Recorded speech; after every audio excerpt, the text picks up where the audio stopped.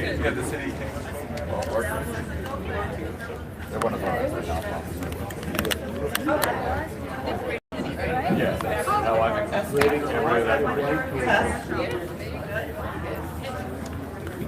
I saw beautification.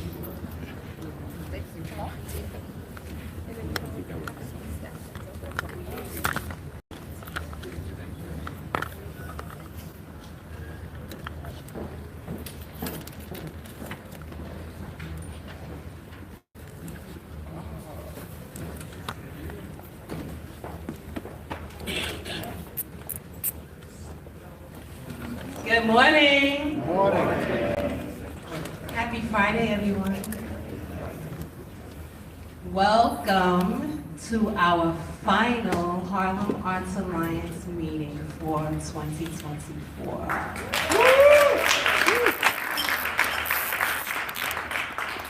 Do you guys know that we've been together 10 months out of this year? 10 meetings we had.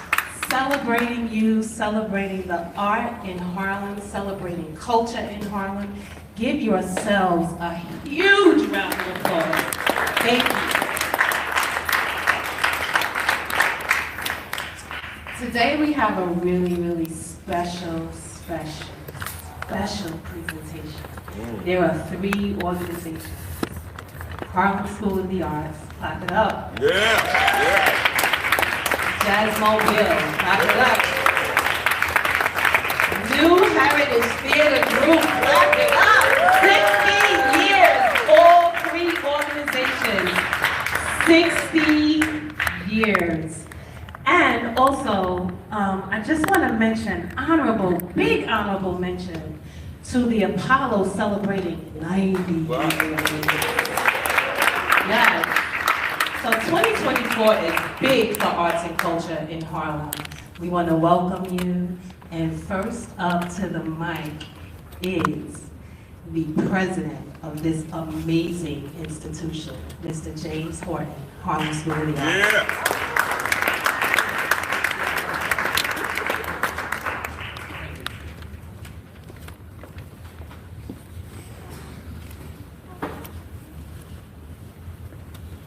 Good morning, everybody. Good morning. All right, that's what I'm talking about. Good energy on a Friday before everybody disappears for the holidays. I'm not going to use this microphone. I'm really loud, okay? So it's really beautiful to have you here with us today. As Katrina said, we are ending our 60th anniversary year. It has been a magical year on many different fronts at the school. And we have a gift for you today. And I got to set this up the right way. I didn't get these people when we first came in because there's a pretty magical thing that happened this year during our 60th anniversary. So this year, we had our 60th anniversary gala, which was May 20th, 2024. And we had the chance to honor some amazing folks. Deb and Al Roper, Jennifer Jones, and Nicole Avon, along with her parents, posthumously Jacqueline and Clarence Avon. Now, you may remember the name or know the name of Clarence Avon. Clarence Avon is the Black Godfather, which is a Netflix special that is on now, that is produced by Nicole. And so, upon honoring Nicole's parents, Nicole said, you know, basically, hold my beer. Let me tap my network and see what I can do to support the school, to support the Harlem community, where my parents first met. They had their first kiss in Harlem, their first date in Harlem at the Apollo. And this community meant so much to her that she was the quintessential part of us raising $2.5 million to help give birth to something that we call the Jacqueline and Clarence Avon Scholarship and Arts Access Fund here at the Harlem School of the Arts. Making sure that no young person in Harlem would ever not be able to attend HSA because they didn't have the resources to get into the school. As a result of the inception of that scholarship and the starting of that scholarship this year, we saw a 25% increase. We gave away $181,000 so far. We got roughly about $20,000 to give away for the spring semester of the program, which is open right now. And so Jacqueline and Clarence, I just want to legacy and their work and being able to build community, but also Nicole has stayed in contact with the school. She's continued to lean into the school and our kids and community. And just recently, last Sunday, she invited us to the Paley Center for Media right downtown to see a screening of the 6 AAA. Y'all heard that film? Yeah. So the 6 AAA, it actually comes out on Netflix today. We took about 35 students downtown, and we saw Tyler Perry, Nicole Lamont, and Kerry Washington. And during that screening, Nicole sent an email afterwards. Like, wait a minute, I want to make sure that your community has access to my family's story, to my story. And also, Quincy Jones, who just transitioned, was her godfather, and is a huge part about Quincy Jones in this book. So a gift from the Harlem School of the Arts, from Nicole Lamont to you. Each one of you, please take one of these books. My colleague, Claudia Guzman, is going to help pass them out. I do want to get a picture of y'all just holding them up at some point today. But I cannot stress to you the importance of arts and culture during this time, right now. Also, as we close out our 6th year and go into 2025, there's a lot in the world that's trying to keep us apart.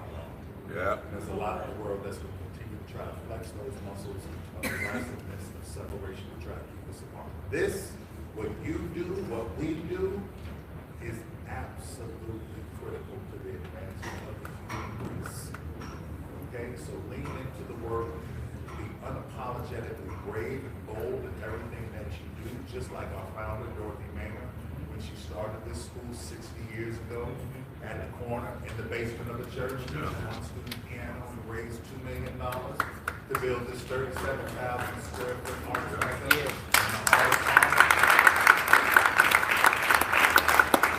Not all superheroes wear capes. Some of them are 4'10", sing like a goddess, and are bold and brave and have insanely big visions for their community and their children. The documentary that you're getting ready to see was produced by our media and design team here at the school. The great Lana Turner, Harlem historian, fashionista, one of the most amazing human beings I've ever met in my life, provided the commentary for this film. She also led a series of professional development workshops for the team here to just sort of bring us into Harlem history, HSA history over the past year. So please enjoy our mini doc. It's emotional, so we don't have Kleenexes, but run to the bathroom and get some toilet paper. Thank y'all. Thank y'all.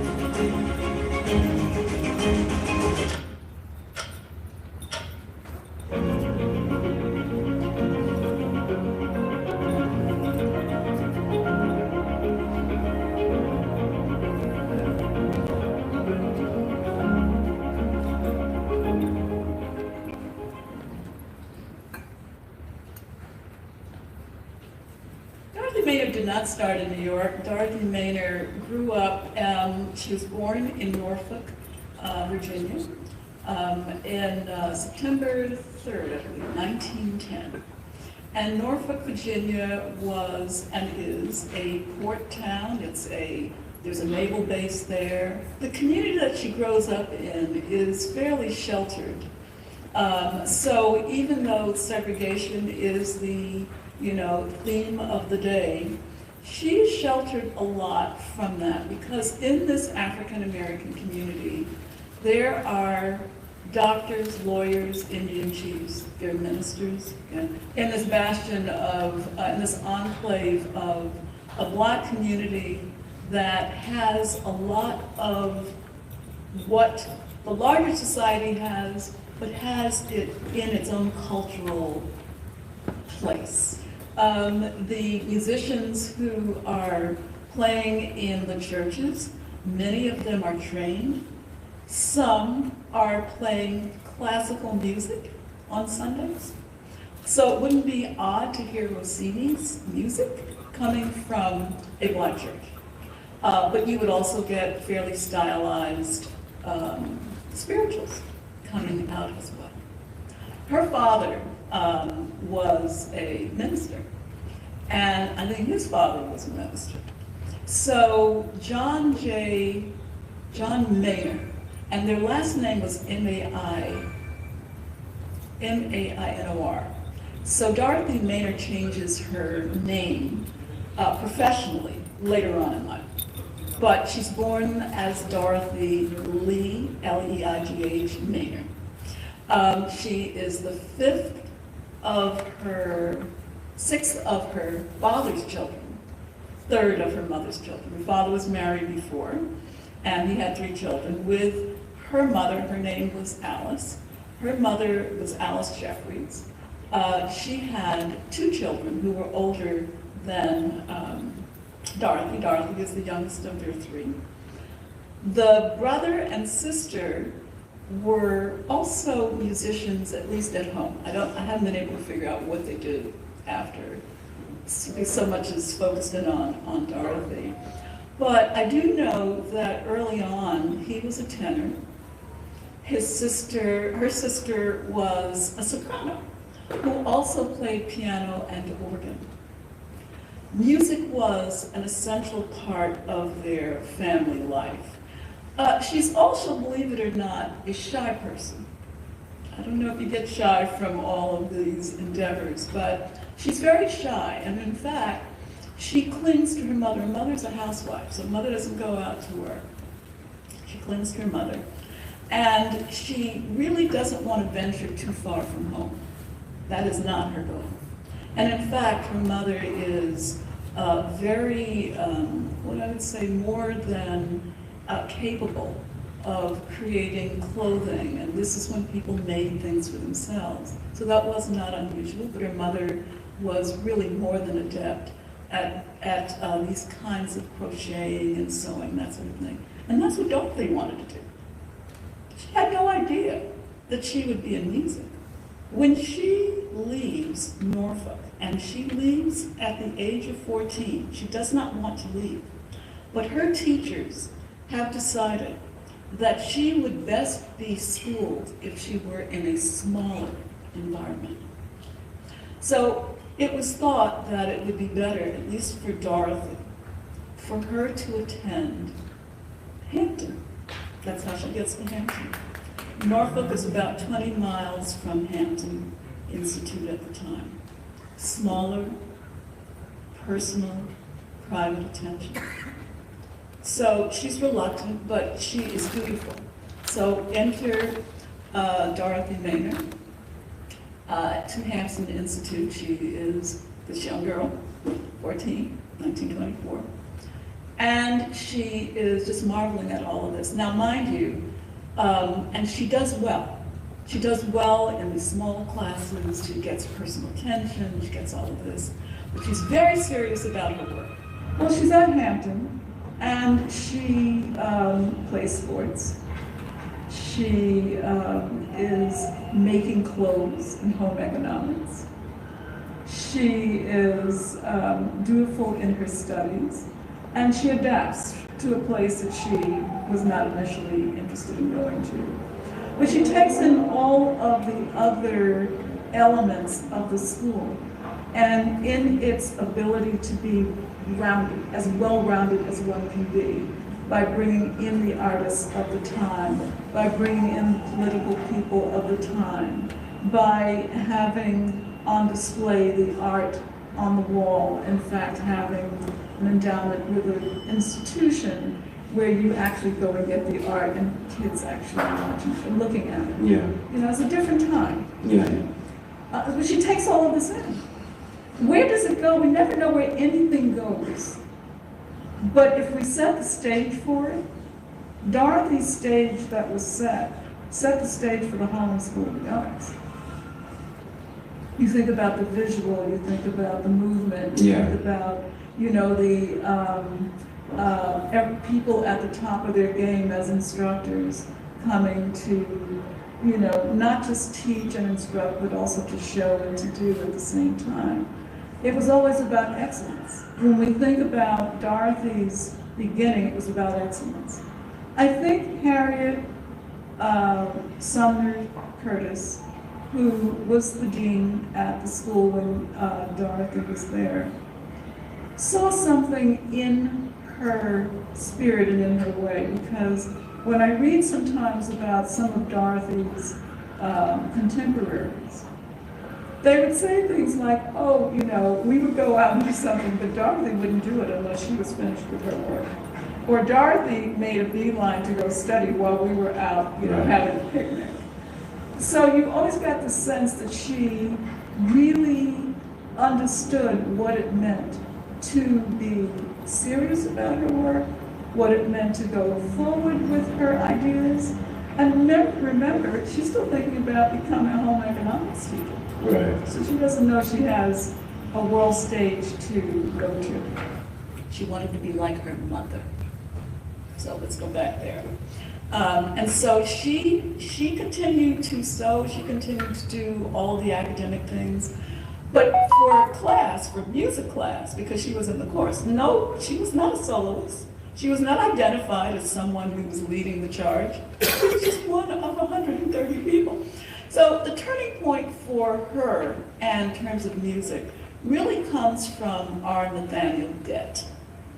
Dett was already well known as a musician extraordinaire. He was from Canada. He attended several schools. By the time he's there, he'd already gotten honorary degrees because of his essays, for his writing. But what he really became known for were the spirituals. She signs up for music only after Dett has a serious conversation with her father. Her parents really factored into everything, so let's not lose sight of them. Her father agrees. Now, she didn't ask to be in the music program. That goes straight to her father, and her father determines this. And she, because she was the dutiful daughter, wouldn't think of going against her father. And besides, it wasn't something that she would not want to do, but it wasn't something that was in her particular roadmap, as she saw. And her family, of course, agreed, and that's how she was able to get through it. Now, our Nathaniel Dett is a turning point. What happens with this, she morphs from being just the person in the chorus to someone who stands out for him. Why? She's in school about 2 years, and the chorus has a date at Carnegie Hall. Now, you can just get to Carnegie Hall, obviously, but they have a date at Carnegie Hall. And the soloist left school before the Carnegie date, our Nathaniel Dett, was at his wit's end. Who was going to replace the person who he had already picked out to do this solo? So he's trying out all of these people in the chorus, and he hasn't come up with anyone that he felt could really sing that role. Dorothy does not pop up and say, I'm going to do this. In fact, what she does, there is an organist whose last name is Hayes, who teaches at the school. And he does all these organ preludes, and you can always find them in the chapel. So she goes to him one day and says to him, oh, he just plays something. She gives him, you know, all kinds of accommodations. And then she starts talking about the weather, and he knows something's up. He says, okay, what's up, Dorothy? And she says, well, you know, Mr. Dett is really, you know, at his wit's end about trying to find a soloist. So he says to her, why don't you try? And she was like, well, you know, no, he says, why don't you try out? So he sits there, and they work on the song together. This is Hayes, the organist, with Dorothy Maynard. So that by the time She says to Det, "Let me try it." He picks her immediately. What Det does for her later on is to help her understand so much more about herself and her abilities. So that really is a part of where she really turns from home economics. She packs up and she comes to New York. Now, she doesn't have money, so I'm on 37th Street, off of 7th Avenue. She stays there until she can kind of get some footing. She has to figure out a job. She gets a job in Brooklyn directing a church choir. The church choir just happens to be the church of Shelby Rooks, who I think she had met when she was at Westminster. I read something where that might have been a connection. But nonetheless, she's at that church, and that's how she is making the money that she needs to just live, pay her rent, and that sort of thing. She realizes that the Y isn't going to be enough. She needs to be where she has a piano and the whole thing, so she gets an apartment. That doesn't quite work, but she manages. So 1939 is when she auditions for Serge Kosovetsky. And he's the conductor of the Boston Symphony Orchestra. When she starts singing, it is said that his head was in his hands like this. She starts singing, and he starts to rise. He can't believe what he's hearing. This is what put Dorothy on the map. They signed her up to Columbia Artists immediately. They would never do that. They'd never done that for anyone before. There is a place in history where Dorothy Maynard joins the quartet. She becomes the fourth of the quartet of Marian Anderson, Paul Robeson, Roland Hayes, and Dorothy Maynard. When you look at this kind of an individual who is selfless, who is determined, who is just going to get it done regardless, who is about excellence, there is something to be said for that.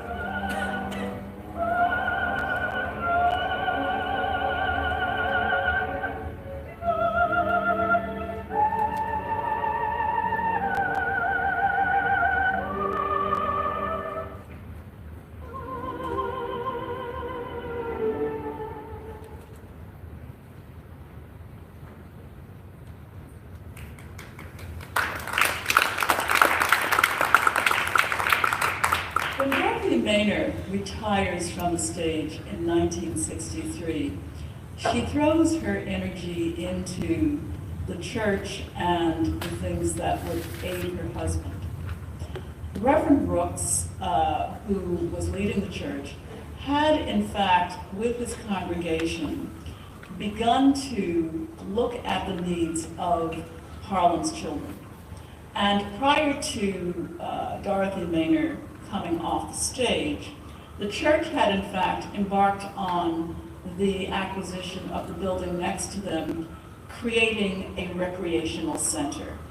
Also in 1967, she began a very aggressive campaign to raise monies for a new home for the school, largely because she had been using the recreational center that the church had founded, which she renamed the Harlem School for the Arts, but they were also using places within the church to operate the Harlem School of the Arts.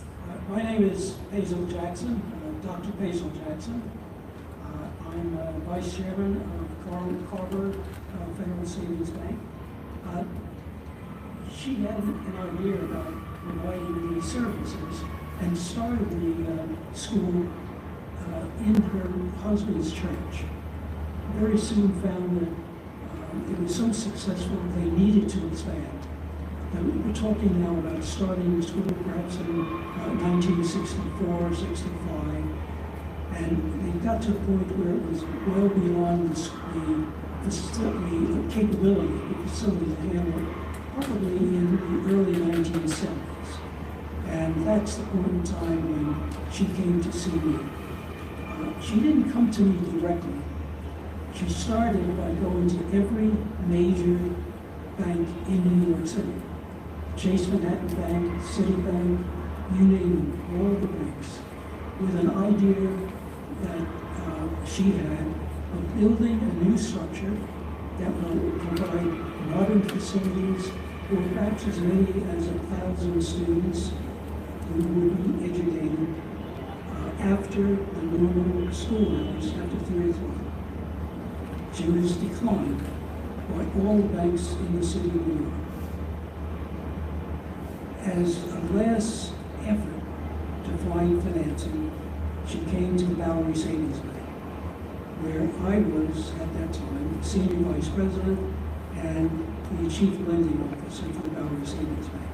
Now, to put this in perspective, this is in 1973, 1974, so almost 50 years ago.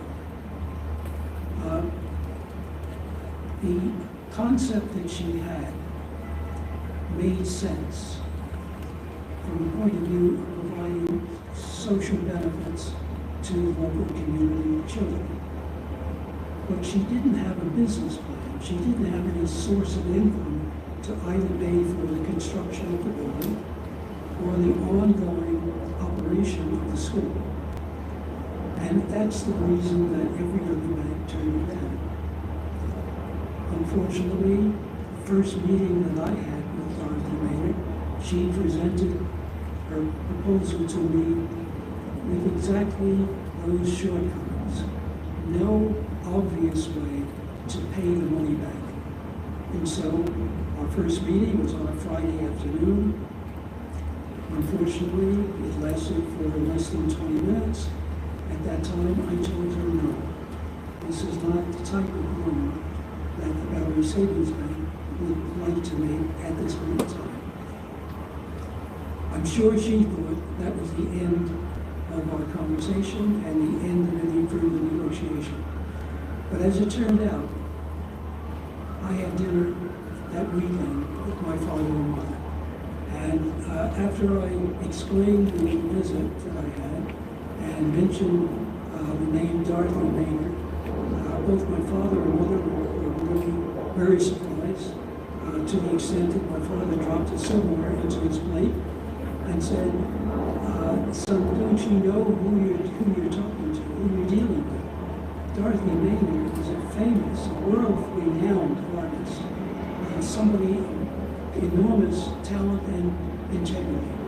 And in addition to that, Dorothy Maynard went to Hampton University with your father and with your mother and I. We were classmates. We know her.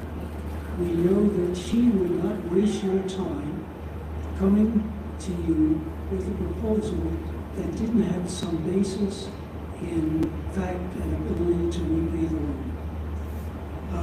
My dad said, and I'm going to quote him, Junior, you find a way to make that loan to Dorothy Maynard. I took those instructions very seriously. Called up Dorothy Maynard on Monday morning, and I said, I think I'd like to spend a little more time with you to understand the details of your proposal. What exactly are you planning to do? And she said, come up to the church this afternoon. You can see the kids, you can see the type of program we're running, why we need more space, and I'll explain the details of what I intend to do. I visited, saw the kids, saw the way she organized things and the control that she had over these youngsters who maybe were 5, 6 to 10 years old. How they were so enthusiastic and energetic in pursuing learning to play a violin or piano. And when we sat down to talk, she explained that for almost 10 years, she had been working with the Board of Education, getting students to agree, students and their parents to agree, and after school, they would come to the church and exposed to 2-3 hours of formal program in music and arts. Parents would then take them home, and the Board of Education would pay a stipend for each pupil. At that time, I think the figure was $500 per semester for each pupil. So that was one source of income that she anticipated as a way to repay the loan.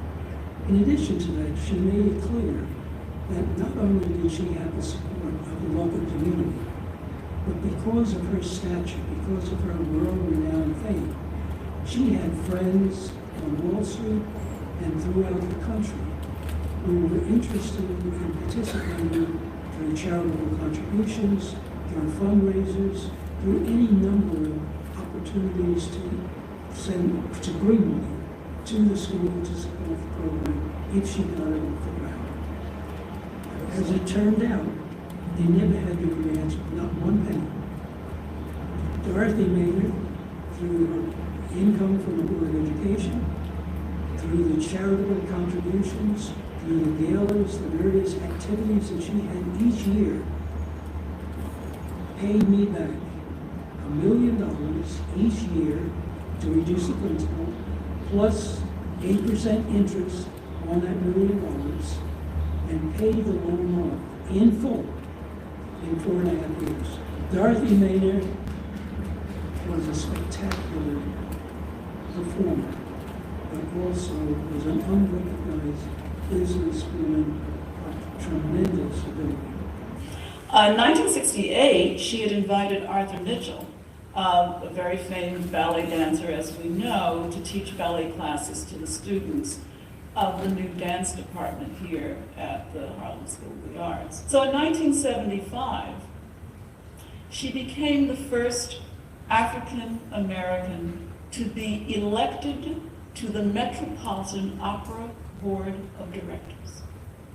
So while she never sang on the stage of an opera with an opera company, she was the first to be elected to be on the board of directors for the Met.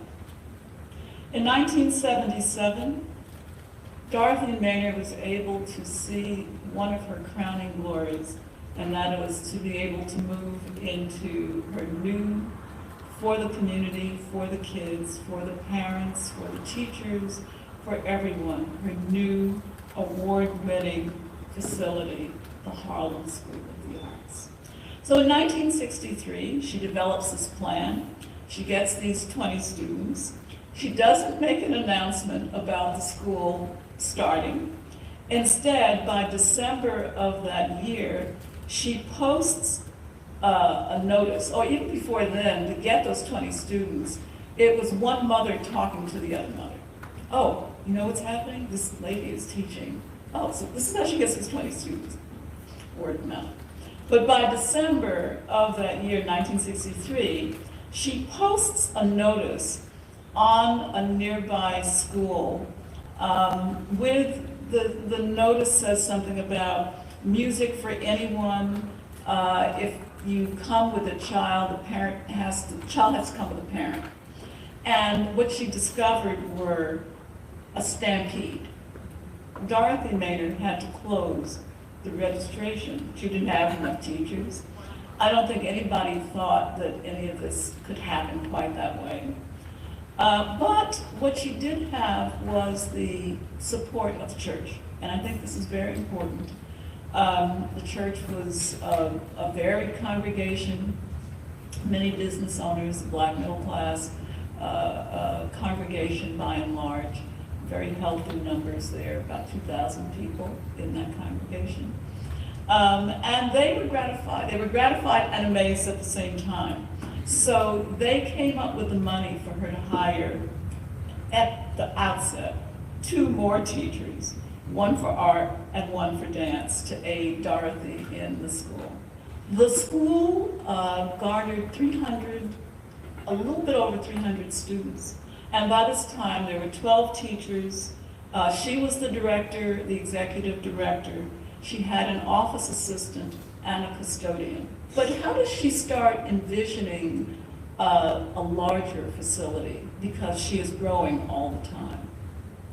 She calls on people that she met through her professional life as a concert recitalist. Her early supporters were people like Catherine Rorimer. And Catherine Rorimer, her husband was James Rorimer, who was the director for the Metropolitan Museum of Art. She had artistic supporters in addition, because she had categories. She had artistic supporters, people like Vladimir Horowitz, Walter Toscanini.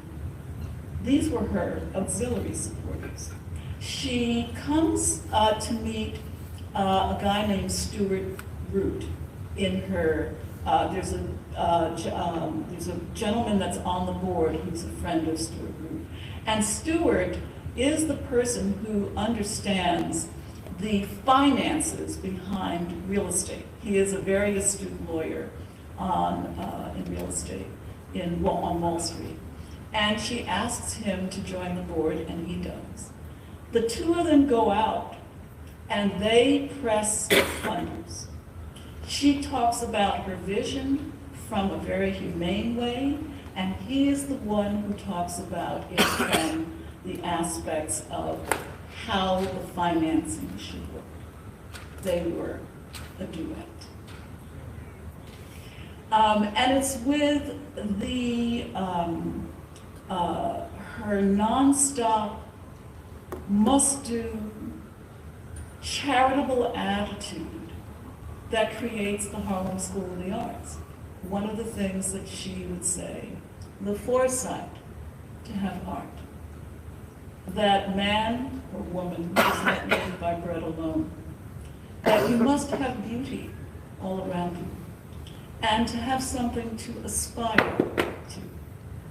So creating a facility like this that would span, in its sort of horseshoe-looking way, having a great facility that when you walked in, immediately you knew you were someplace. And when you looked beyond this, you also knew you were someplace. But it was also its own fort. You were here for business, and she wanted you to know that as well. So much of what Dorothy grew up with was also the stamp that she left for the Harlem School of the Arts. She had much in the way of support. There were people who supported her through governmental systems, through private donations, through foundations, large foundations, individuals. She had members of her board who actually were able to secure, along with the Women's Committee, secure the land, but then to start looking at what it would take to secure the monies going forward to build a building. Well, that was something altogether different. There were 3 board members who could put in maybe $1,000 each, still some money in the early 70s. But she had to raise the rest of it. She sat down with her, with the architect, Ulrich Franzen, and that is to say that what works for her is someone for whom she could spend time with to discuss her vision. The vision was not so much in the total design, although she would approve of it, not in the total design of what the school would look like. She was interested in designing a building with the purposes of what the children would want to do within its walls. How would they feel? She didn't want to design a building that was nice and then you put the kids in it. She wanted the kids, the children, the learners, the pupils, even if they were adults, to come first. Dorothy Maynard had a limited budget, limited time, and limited scope, but it had to deliver everything that was in her head. Anyone walking in here, being on the inside of the gathering space, looks out onto the gathering space in its most natural way, as to be an enclave, as to be a place where you are protected. as a place where you are loved, as a place where music still fills the air and words still mean something, where discipline pays off, where education is always in its most highest form, where art, in all of its glory, are the things that she wants every individual to walk into the building and to understand that the art of the person, the art that you will experience, the art that you will take away, is also all around you too.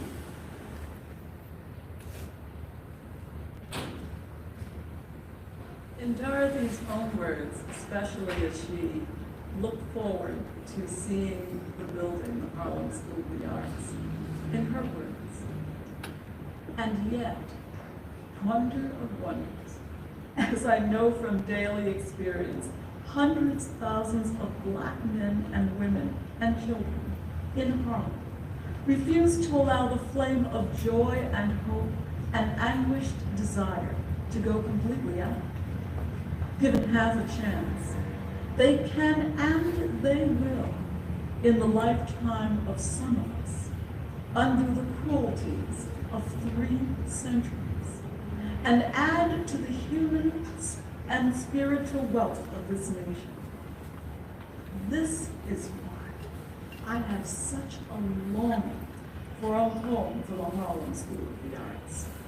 It will be, admittedly, a drop in the bucket, an oasis of hope in a surrounding sea of despair, a healthy cell in a badly diseased body.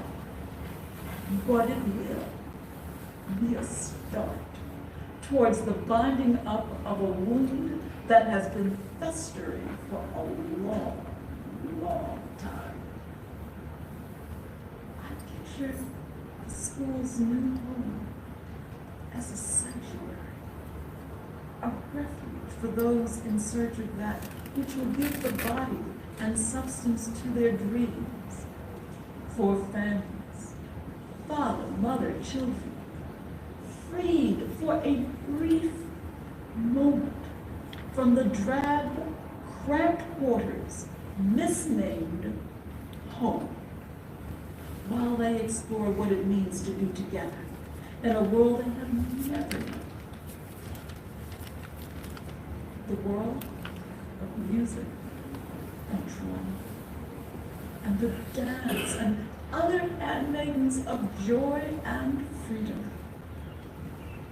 We live in a rich and favored land, and I have no hesitation in seeking whatever it may cost in dollars, millions of dollars, from individuals, foundations, local, state, and federal governments to build and equip this facility.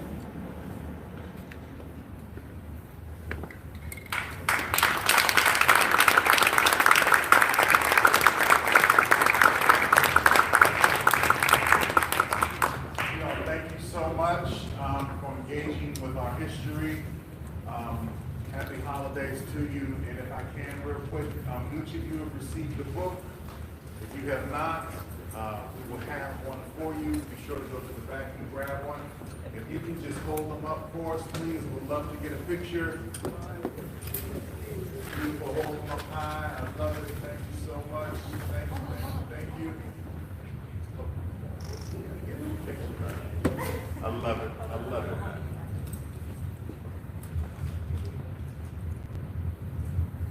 Thank y'all so much. Happy holidays. Thank you.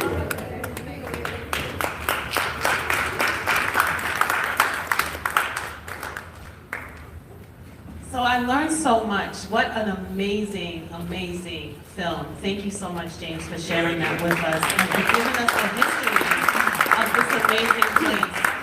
You know, it's just a reminder that everything starts with a thought, right? And so this woman, she had this thought, and look where we sit right now because of the dream that she had. So thank you again, James. Next up, we are going to show a film for Jazzmobile Unfortunately, Robin could not be with us today, but she sent us an amazing piece of art to help celebrate the 60 years that Jazzmobile has been serving the Harlem community and New York City as a whole. So let's play the video for Jazzmobile. Thank you.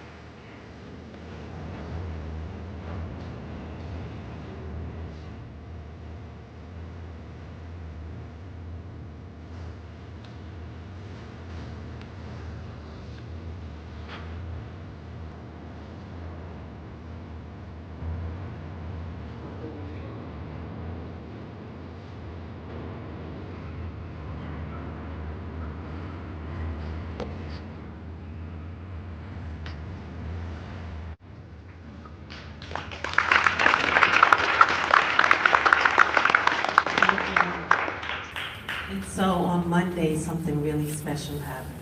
I think many of you were in the room when we celebrated the 60th anniversary of the new We put a huge smile on this gentleman's face. I think he's going to smile some more today in a minute.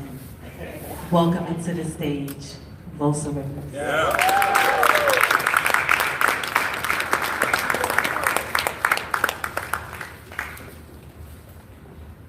I wanted to say thank you. Well, what's important for me is collaborations. And, you know, this film that the first film that we just looked at with Dorothy Maynard, I know about the institution, but you never get the foundation of how these things happen. And this was really an educational moment to understand a desire for a woman to share and to create something, and the support that she gathered along the way. I'm quite sure it was very, very difficult for her. But we are here enjoying the fruits of her labor early on, but we also are in a position to have a higher sense of appreciation for what this institution is, what it continues to be. Under the leadership of James, who I met when he was at the Museum of the City of New York, doing the same thing, I knew he was special. And to see this documentary that they've created is an example of what commitment, hard work, partnerships, and collaborations mean and can do. And I am so pleased that 3 of the institutions are celebrating their 60th. Unlike Dorothy Maynard and what she contributed to this institution, 60 years ago, when I got involved in theater, I had no vision that I would do anything of this magnitude that I had been hearing. When I was introduced to the founder of the theater in '64, I came as a volunteer to assist him, but not to be a part of a theater company. That was not something that I wanted to do. That was not something that I was thinking about. But his vision and his story of what happened 40 years earlier in 1940 was that he was a member of the American Negro Theater. And in his class was Harry Belafonte, Sidney Poitier, Ruby Dee, and Ossie Davis. And when he mentioned that, '64 was the same year that Sidney Poitier won the Oscar for Best Actor in a Film, so I knew the name Sidney Poitier. But I was not involved in any theatrical presentations. I didn't see any Broadway or off-Broadway plays. I was involved with other activities. But I did know that I listened to Roger Furman, who was a member of that group, and to listen to him enthusiastically talk about what it was like in 1940 when these 6 or 8 actors were students and they were in their early 20s coming together. And I thought that was a very, very interesting story. But little did I know that I would become part of that history. I volunteered to be a part of a theater company, knew nothing about theater, and Roger said, I want you to help me. I need a maintenance person, I need a chauffeur, I need someone who can clean up the theater when people are not there, I need someone in the box office. I said, I'll do any of that because I heard what you have accomplished with the members of the American Negro Theater, so I will volunteer to do that. I did that for 6 years, no compensation because I was a volunteer and I did not want compensation, I wanted to assist. Again, Roger, after 6 years, came to me and said, you know, you've done everything that I've asked you to do, but you have other skills that I don't have. I want to concentrate on being a producer, director, playwright, and I need someone to handle the business affairs in the theater, and I think that you would be a great partner in doing that. And I thought about it, and I said, does it mean that I give up my other job, the box office manager is reading?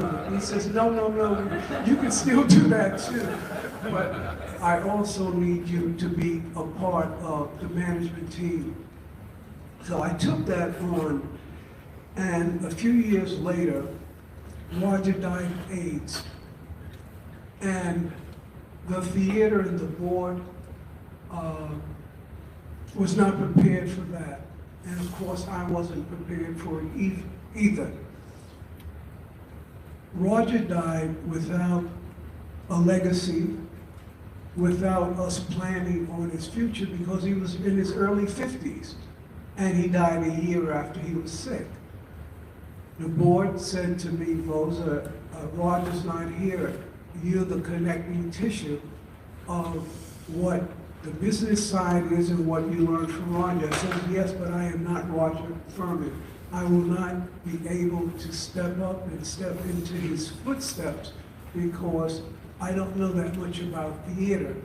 They said, but you gave to theater. You were part of Roger and his planning for this institution. And I said, yes, you're correct. But his reputation in theater was something that I knew that I wasn't prepared for. I told the board that we should do a search for someone to step up into that position because I knew a lot of directors that I had met, a lot of playwrights, and I thought that that would be the route to go by. I said to them I would not accept the position. The next morning, I received a call from Ruby D. And Ruby D said, you will accept the position. And I said, Ruby, and I explained to her why I didn't think. She said, Voza, put all of that aside. Roger believed in you, and he thought, and he told everyone that he had a partner that could continue the work that he was doing. And that is the history of the 60-year journey with me and Roger Furman Theater that exists today.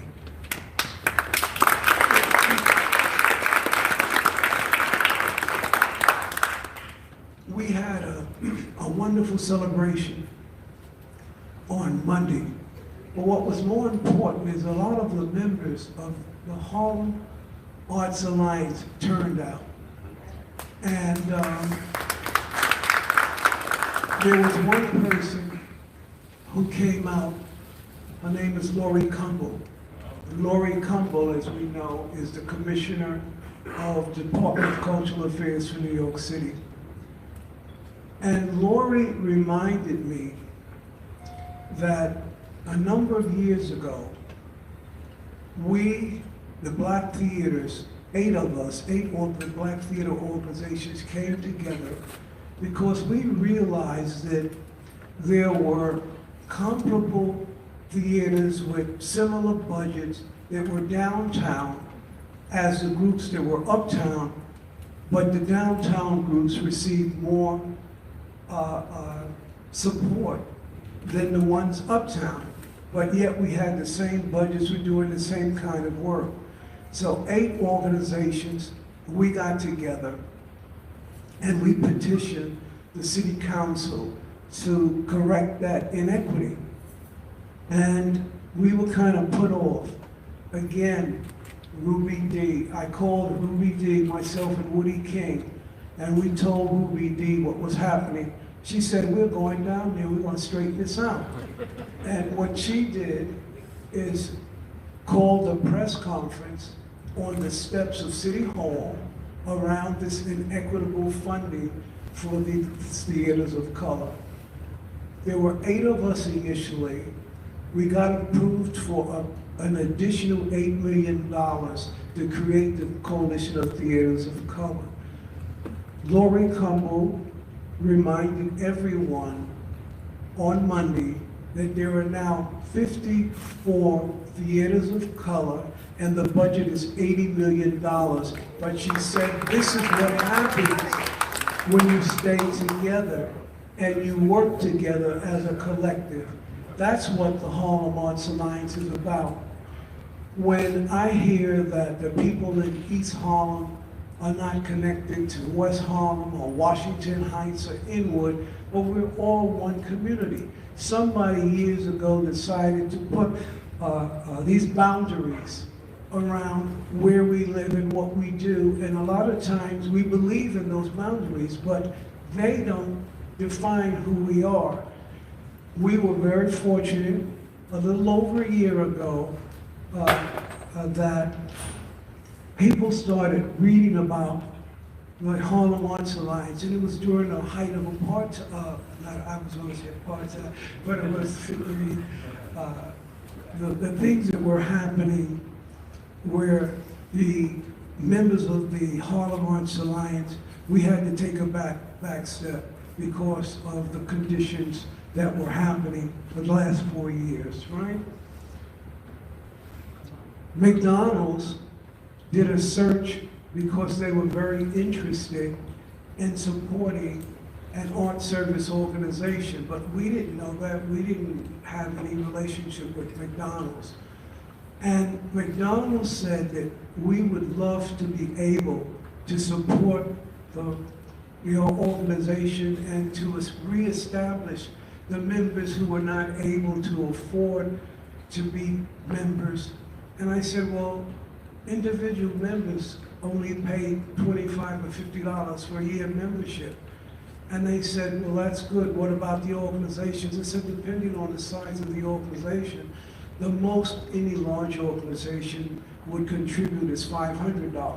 They said, oh, that sounds good. Well, I'm going to give you guys $100,000. And I want you to let the people in the Alliance know that 100 members of individual artists would be given complimentary membership to the Harlem Arts Alliance.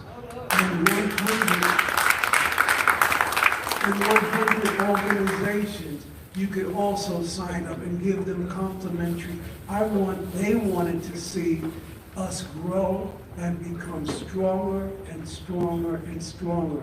So for those of you who are here, and you're not a member, or you did not register to be a member, before you leave, you give us your information so that you can all walk away today by being a member of the Harlem Arts Alliance. Thank you.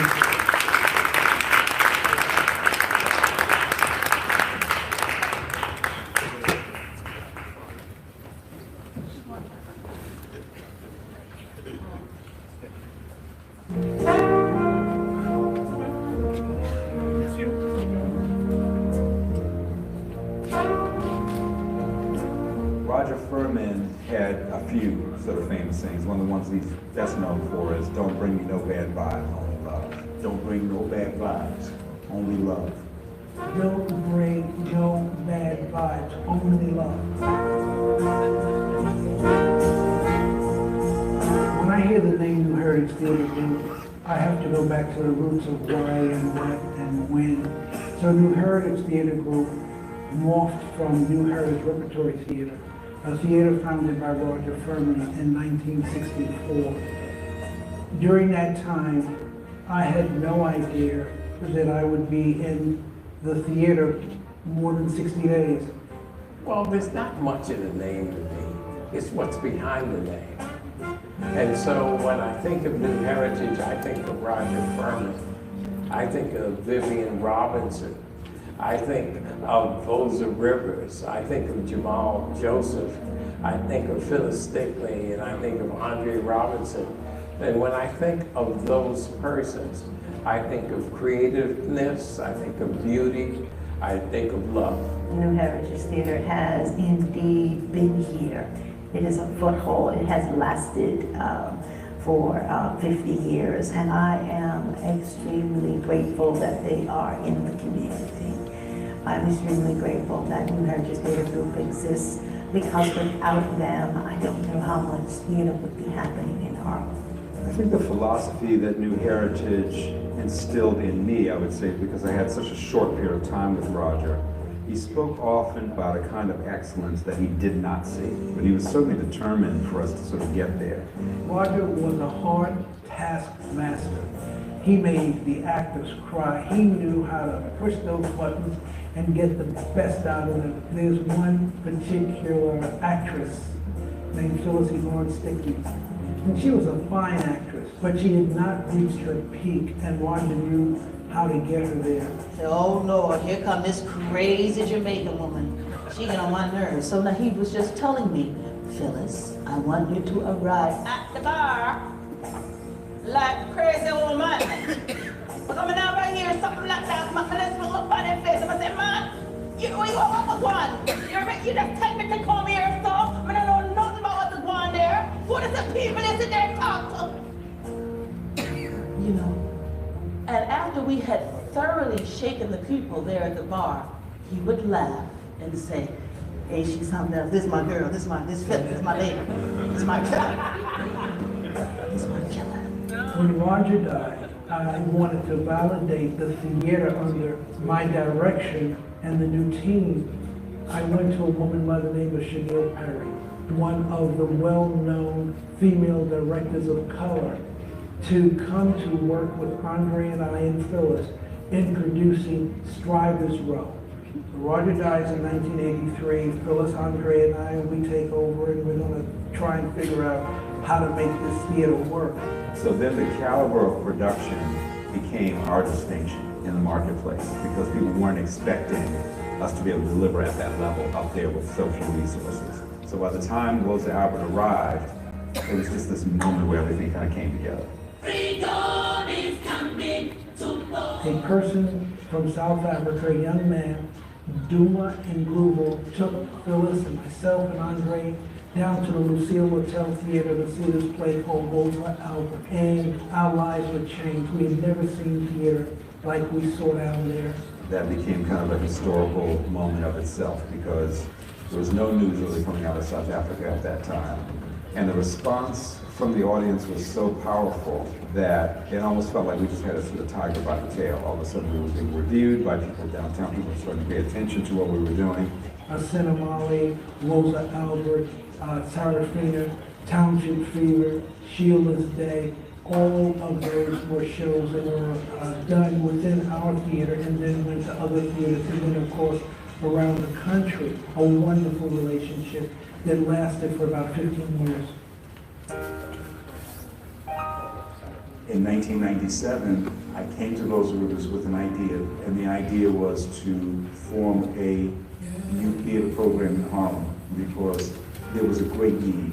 This was a time when Harlem was suffering under the weight and the devastation of the crack epidemic, and we were literally seeing kids get gunned down in the community. So I came to Voza and I asked would New Heritage Theater be the fiscal conduit. And for the first time and only time, Voza Rivers told me no. And after taking a dramatic pause, he said, we won't be fiscal conduit. This needs to be a New Heritage program. Jamal laid out a plan that said, you know what, Voza, the first thing we're going to do is create a new paradigm for the theater, and then we changed the name to New Heritage Theater Group. Second was we had a youth division, which became Impact Repertory Theater. We had a film division, which became New Heritage Films, and we had Furman Theater Rep, so Roger Furman's name will continuously live in everything we do. And today, we're here celebrating the 17th anniversary of Impact, the 17th anniversary of New Heritage Films, and the 7th anniversary of Furman Theater Rep, and the 50th anniversary of New Heritage. What a glorious time.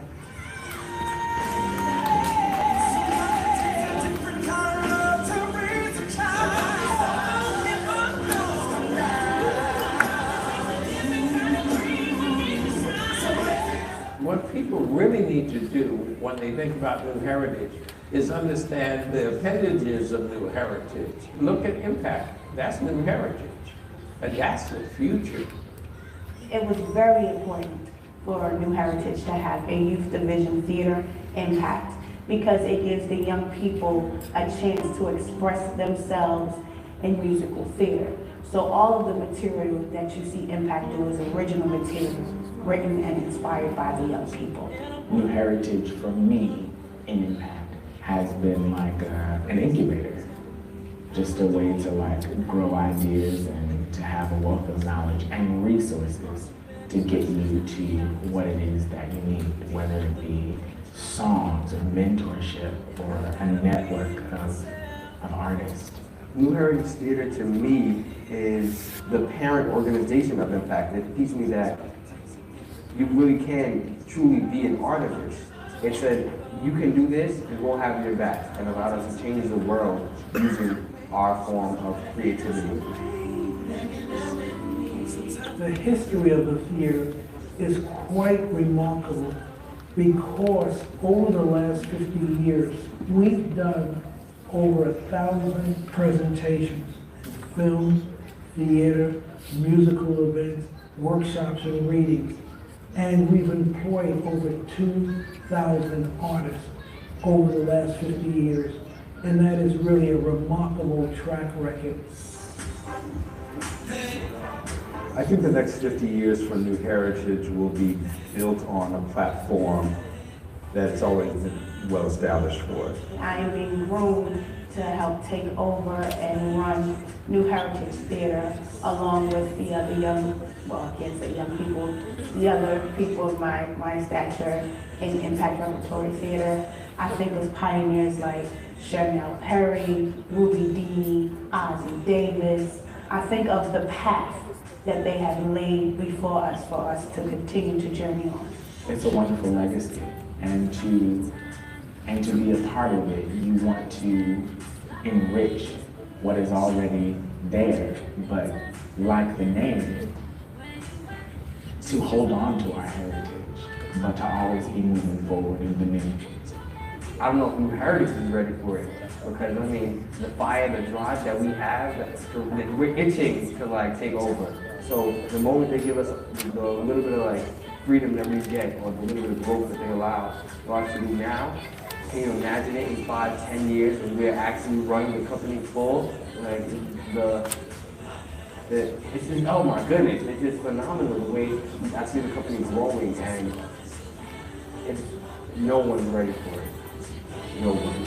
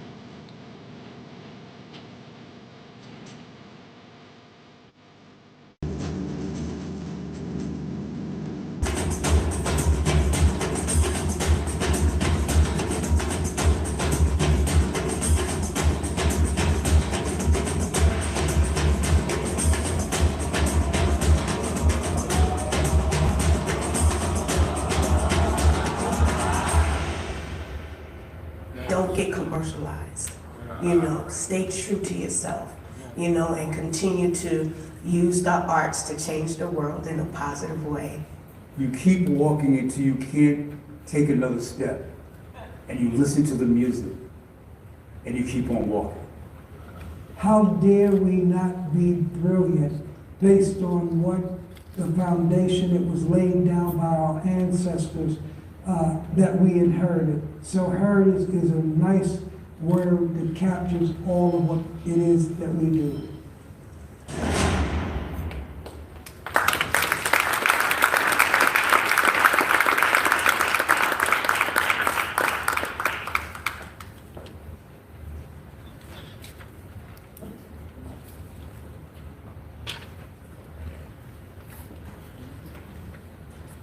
In the memories we share every day.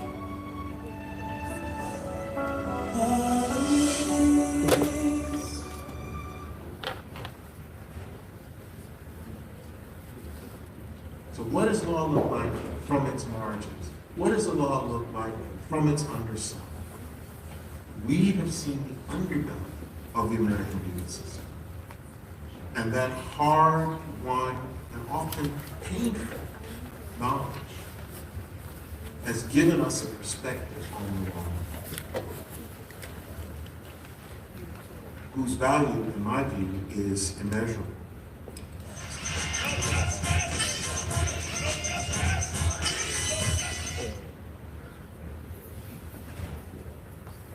The whole 1920s and into the 30s was a period of a hot swing jazz. Duke was here, Basie was here, Fletcher Henderson was here.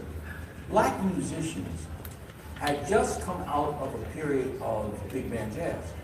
This is 1945. Bebop had just hit the world. Now understand what a mind blow this was to most black people. There is a revolution going on in Harlem. A revolution, it happened here.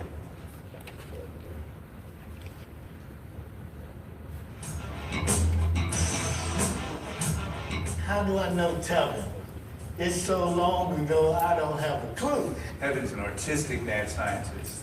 The stage was like those clinical trials. Let me share this with the people and grow from that experience. The idea is you start with the scales and you learn all the scales, and Kevin skipped all that. One day I was teaching at school at 811X, and Jamal Carter said, Tevin, we just been nominated for Academy Award. I said, really?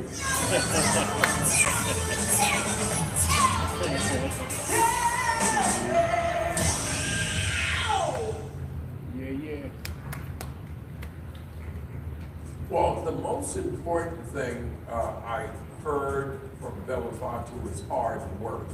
Hard work. He was serious about what he did, and he would challenge you very easily in terms of why you believe something, what was your foundation, and what were you prepared to do to support your beliefs.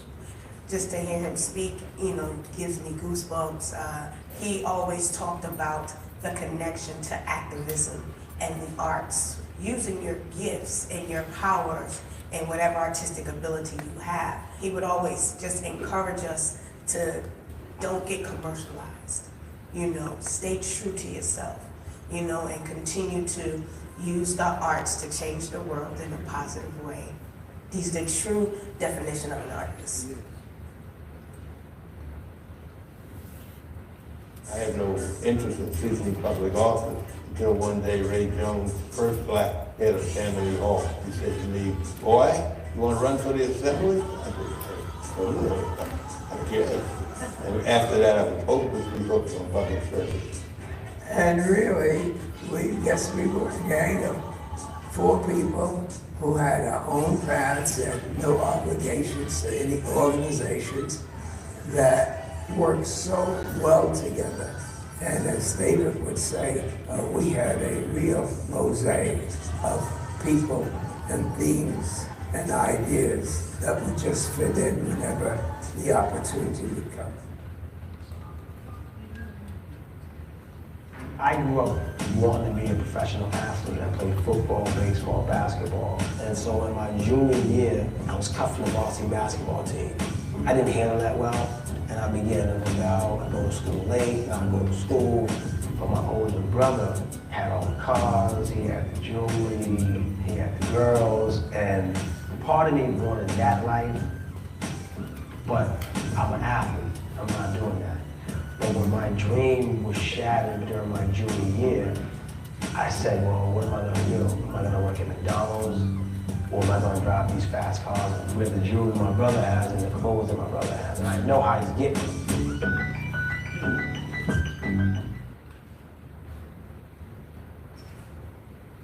There are articles published about what adults think about politics, and they sometimes get read to children, but we're publishing an article about what children think about politics and sharing it with adults. We did so many schools, and they all have answers that says they have proof that children have thoughts about politics. Most of the time, when people make surveys, they give them to adults because it's like sort of the natural response to making something complicated is like maybe the kids can't handle this, but we were thinking also that people need to find out children's ideas. They have ideas also.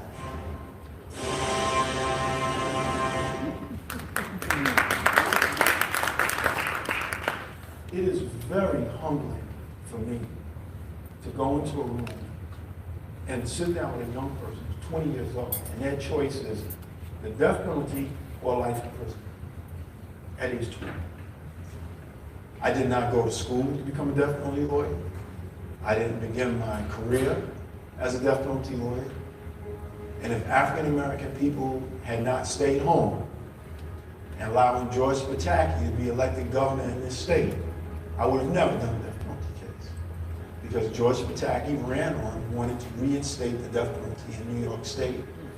Now, it didn't matter to anyone that we had a lawyer in this state that had tried a death penalty case at that time in more than 25 years. So the system had to hurry up and train people to represent defendants in death penalty work.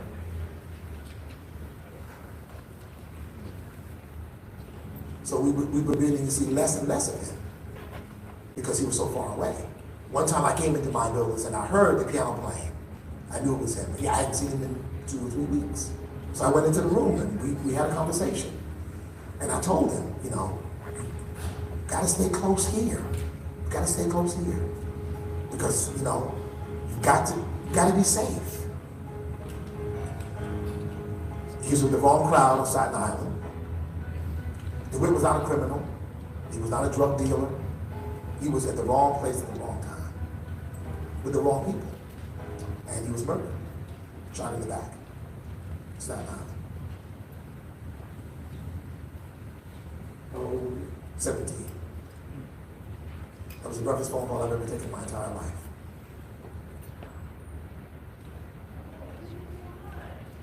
Over those years that make up childhood, an estimated 10 million American children experience having an incarcerated parent. My dad and my mom got into a fight after I got hit by a car and sent me to the hospital with 2 broken legs. He went to jail, and my mom ran off with all the food stamps and stuff. She actually became an addict because of my dad.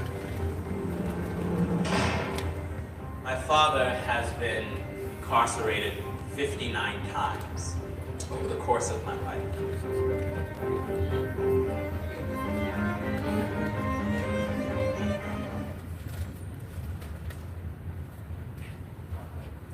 And so when I think of New Heritage, I think of Roger Furman. I think of Vivian Robinson. I think of Voza Rivers. I think of Jamal Joseph. I think of Phyllis Stickney, and I think of Andre Robinson. And when I think of those persons, I think of creativeness, I think of beauty, I think of love. New Heritage Theater has indeed been here. It is a foothold. It has lasted for 50 years, and I am extremely grateful that they are in the community. I'm extremely grateful that New Heritage Theater Group exists, because without them, I don't know how much theater would be happening in Harlem. Most of the drummers in those days, they would be playing the cymbal and keeping time. But Chick Webb played something that would enhance what they were playing and give it more feeling and more meaning. Chick was the first drummer who made sense in a big band. He knew how to shade and color and how to bring a band up and keep it there.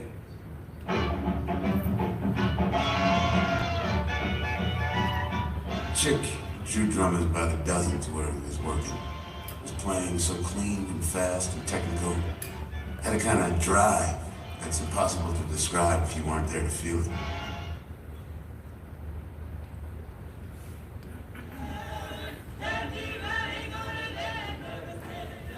How people were lost going to prison and nobody even thinks about them today or calls their name. And that's why when I do a litany of names, I call the names of those brothers still in prison. And I call the name of Asata Afeni. I call the names To Losley, Archbishop Tutu, John Henry Clark, Bob Moses, Queen Mother Moore, Septima Clark,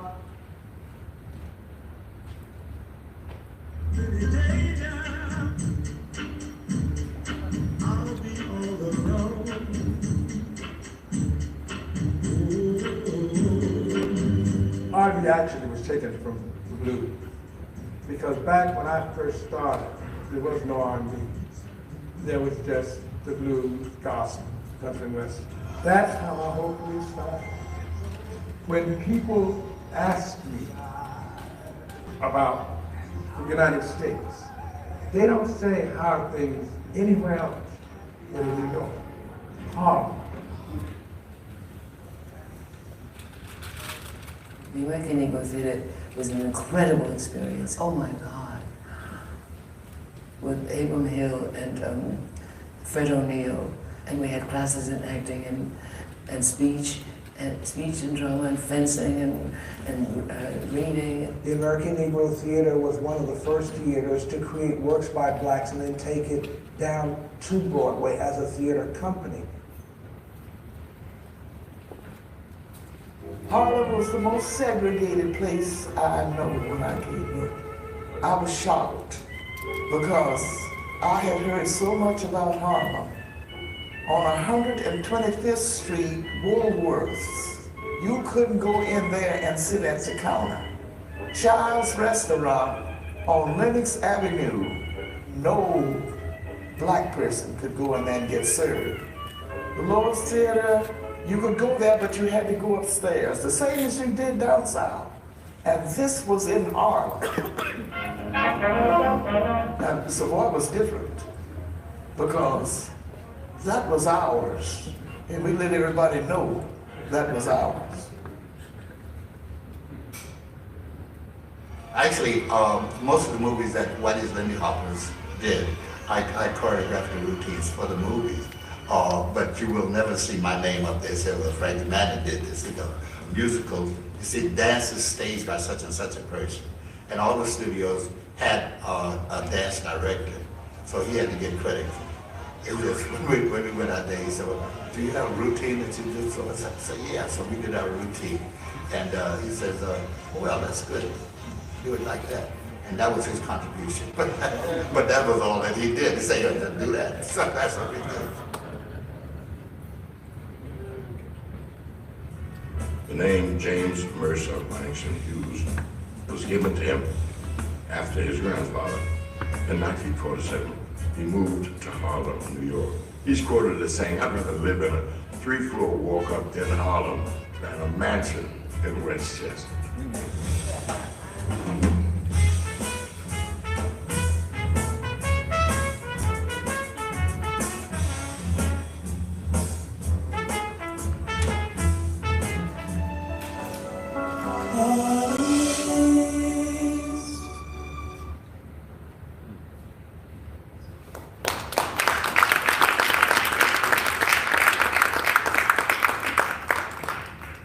Wow. New Heritage Theater Group, 60 years.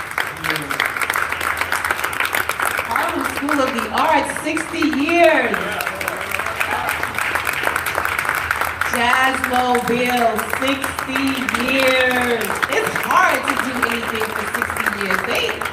60 years, you guys, that is such a big deal. 2024 has been an incredible year for the Harlem Arts Alliance. I want to back up a little bit to that incredible opportunity that Voza mentioned with McDonald's. It was such an awesome experience, and I just want to shout out some of the artists that are in the room. We're going to do a few highlights, but for those of you that don't know, the artist that won that contest was our very own Aletha Brown. Aletha and I and Voza went down to Times Square and we saw her original art on one of the biggest screens down there.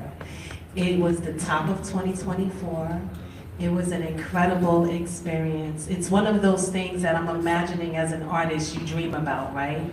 To be able to go down to Times Square and right there. And it was like one of the biggest screens. It was so incredible. The Harlem Arts Alliance logo was there. I said, look at you, Voza, back on Broadway. And so I also want to put some quotations also around what Voza said around the membership. Each artist and organization in this room right now, I hope you signed in, because that's what we're going to use for your 2025 complimentary membership. Thank you to McDonald's, thank you to Kerwin Frost. They were promoting a Kerwin Frost box, which was like an adult, for lack of a better term, Happy Meal box, right? And so the artists were charged with creating something original around that theme, and that's how Aletha got on the top of the McDonald's at Times Square.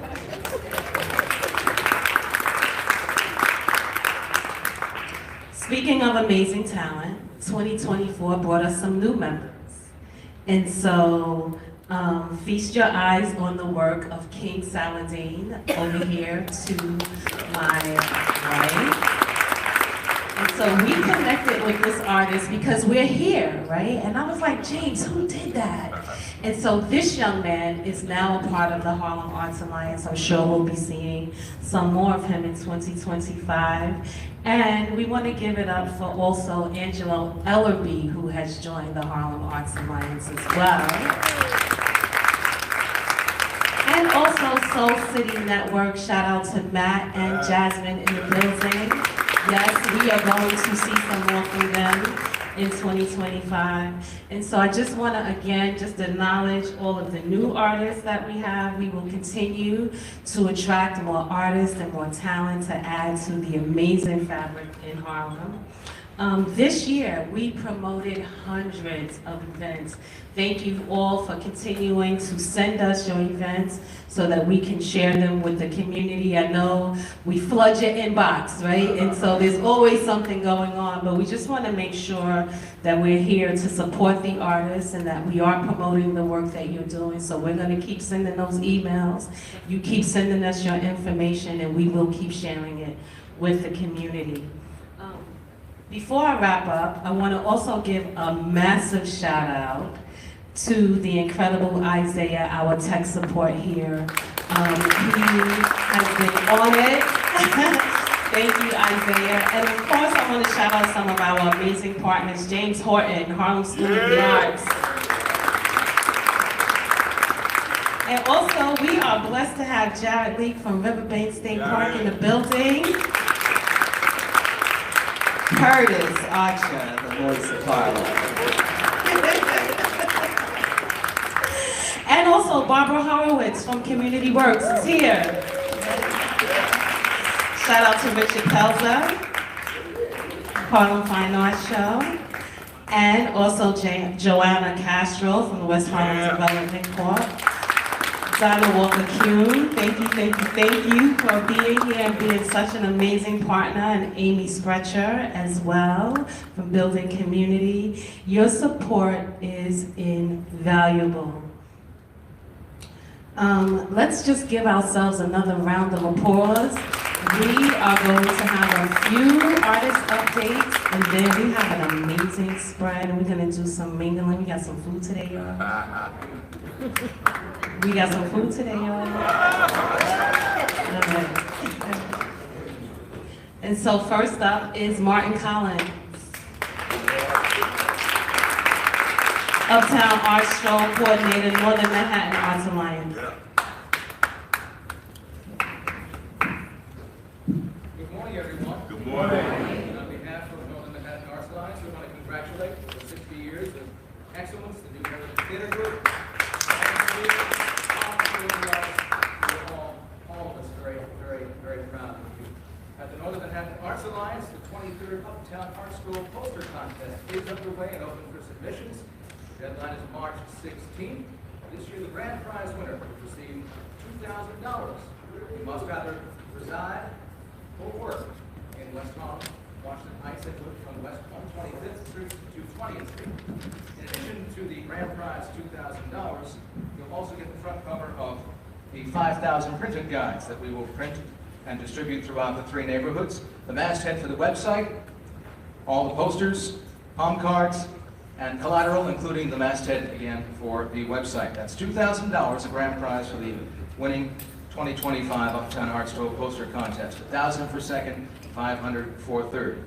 There are bilingual flyers in the back, along with my card and many other information that I'll discuss in just a moment, but we encourage you to help us reach out to the community and make everybody aware in all three neighborhoods, but here today, especially in West Harlem, make folks aware of the opportunities and the awareness of this prize throughout the three neighborhoods.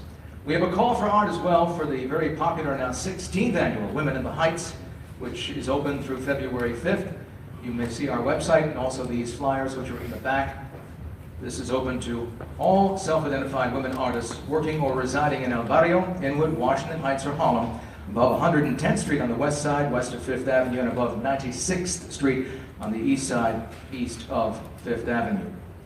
NOMA has 4 affordable studios, and they are truly affordable, priced with artists and arts organizations in mind, at 4140 Broadway and West 176th Street. You can see these cards and the QR code for more information. You're also able to book a studio on our website.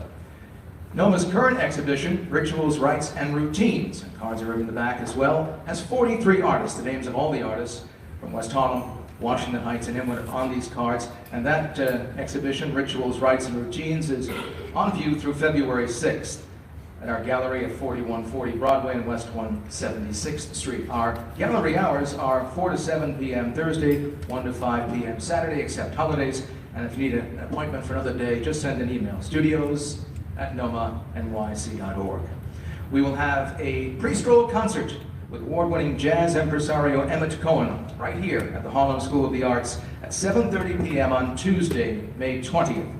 There'll be a $10 suggested donation, which directly benefits the Harlem School of the Arts Summer Camp. And 2 years ago, we raised over $2,000 that evening here in the room. We will do better in 2025. And we ask you to please RSVP on our website as the room has a capacity. Finally, we want you to mark your calendars, please, for the opening reception for the 23rd Uptown Art Stroll. It will take place on Friday, May 30th from 6 to 8:30 p.m. at the Forum on 125th Street and Broadway. The event is free and open to the public. Like the poster contest, we ask you to please help us spread the word to your contacts. And our gratitude goes out to the West Harlem Development Corporation for its benevolence to help make the pre-stroll concert and the stroll opening reception possible.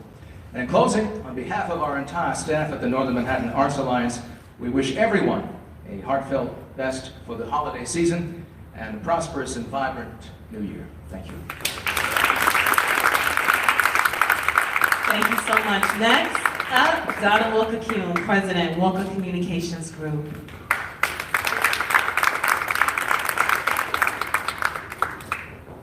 Greetings, everyone. Greetings. It's wonderful to be here. Chuck, is it clear? Or you go? Is that? Okay. So I am delighted to be here as always, and congratulations, Americans. Oh my goodness. So very briefly, I just wanted to share with you about 2 exciting opportunities. You probably already know about it, but just want to reiterate. Of course, we have Alvin Ailey American Dance Theater. It's now in their season at City Center. And you know, what is so wonderful about Alvin Ailey, they're over 60 years, number one, but also the company is at its height. The performances are incredible. So please take the time to see them. They're performing through January 5th. And of course, with the recent loss of Judith Jamison, the company is really dancing in tribute to her and really honoring the legacy she created. So we invite you to come and see Alvin Ailey. What's been very exciting for my team is that we've been working with the Whitney Museum of American Art, and they have an exhibition called Edges of Ailey. How many of you have been able to see it? Edges of Ailey at the Whitney? Well, I can tell you I'm really excited about it. Great. It's absolutely brilliant. And so Edges of Ailey at the Whitney Museum has a number of great experiences and opportunities for the public, and they've made tickets and prices very accessible. We have the free Friday nights every Friday. It's free, but it's also a party. when you come, there's music, there's fun, it's an incredible way to experience the visual arts and learn more about Alvin Ailey, the impact that Alvin Ailey had on the arts in all aspects, particularly the visual arts.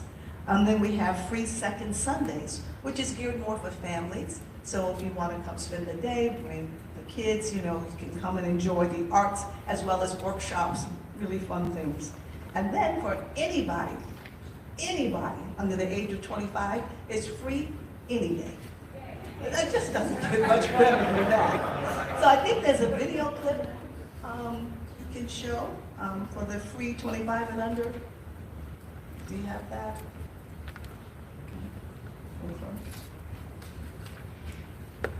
Oh, maybe not. Okay.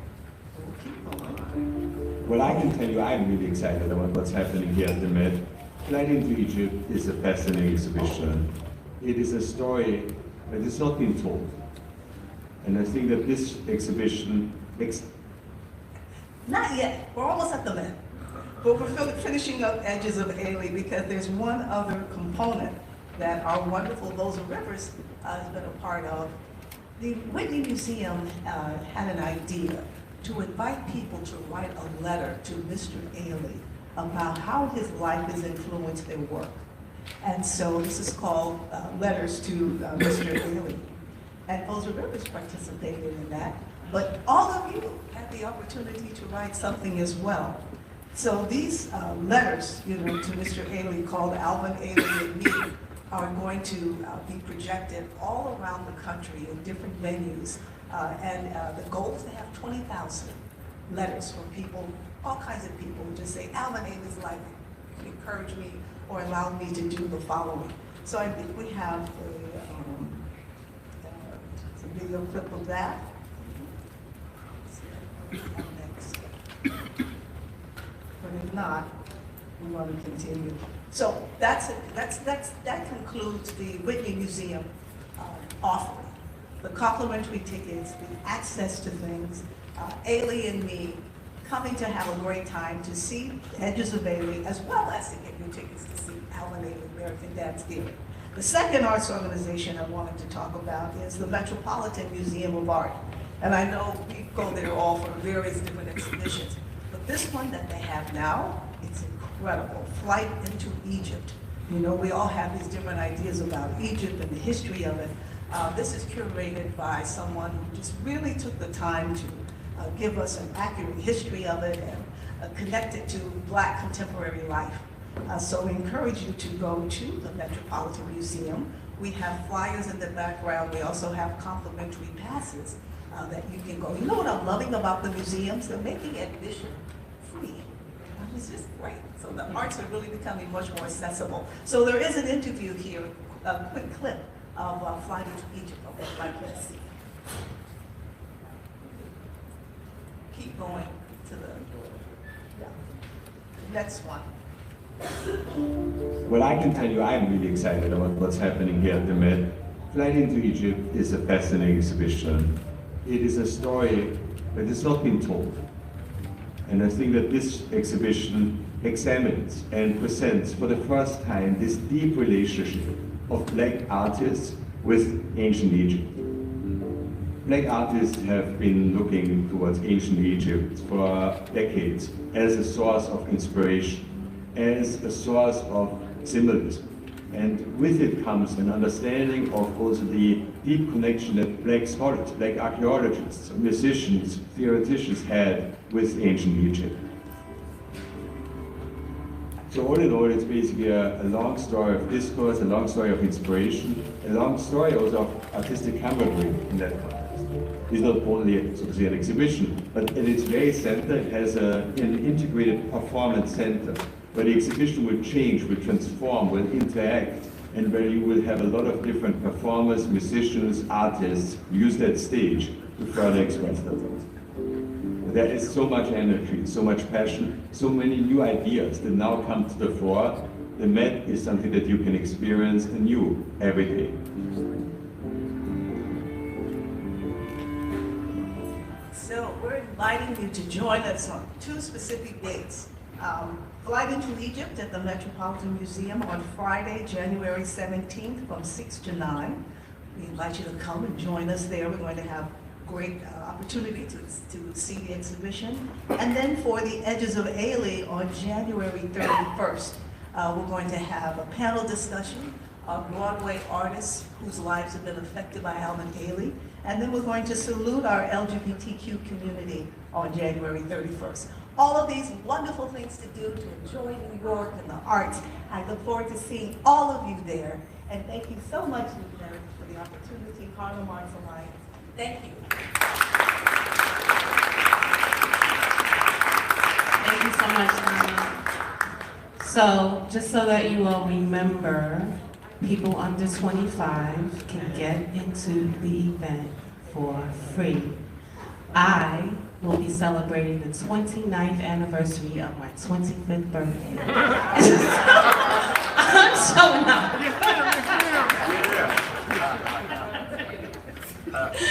Next, Richard Pelzer, Project Manager at Harlem Fine Arts.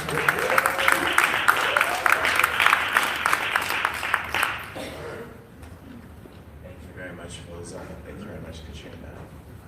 Isaiah, great job. Actually, I did that video for Donna, so sorry about that, Donna, because I put it on a reel. So I'm going to ask Isaiah, can you just, when you put up my video, just stop it at the first part.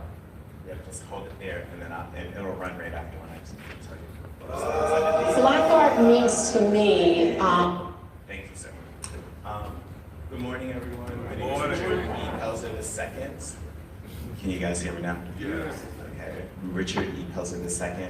I wear a number of different hats. So I am the founder of Harlem CLX, which is Create, Learn, Experience. We just talked about creativity, and that's one of the things that I'm really excited about. So we actually create, we connect, and we collaborate. And that's what Harlem CLX is really all about. I'm also work with Don Walker Hume at Walker International Communications Groups as an associate, so I'm very excited about that. About 9 years ago, she tapped me on the shoulder and said, hey, I would like for you to support me and let's actually work together. And 8 wonderful years, I got a chance to actually take my journey on theater and now in the museum world as well. I'm also the interim general manager of the Harlem Fine Art Show. And now, Isaiah, you can press play.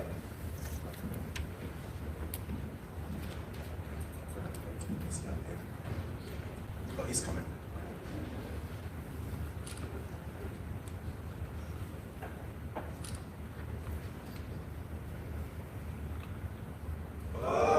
Black art means to me, it's just a reminder of God, our Father, because it's a gift. So it is encompassed with our heritage and a reminder of who we are. But more than anything, it's Him.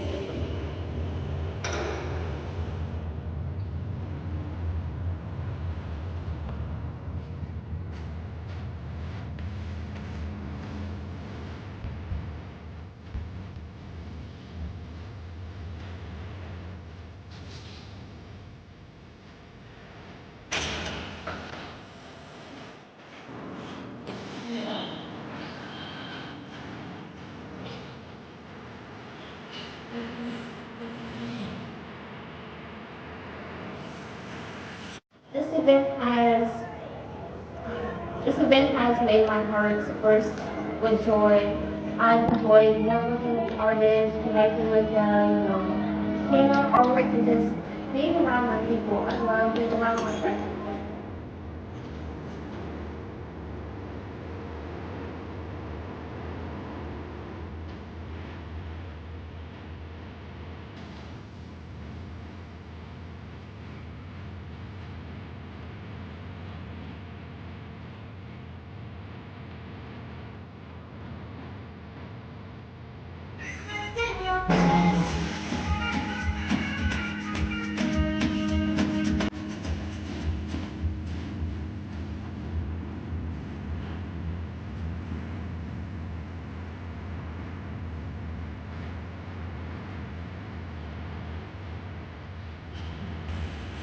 So the Harlem Arts Show actually is celebrating its 17th year. It was founded by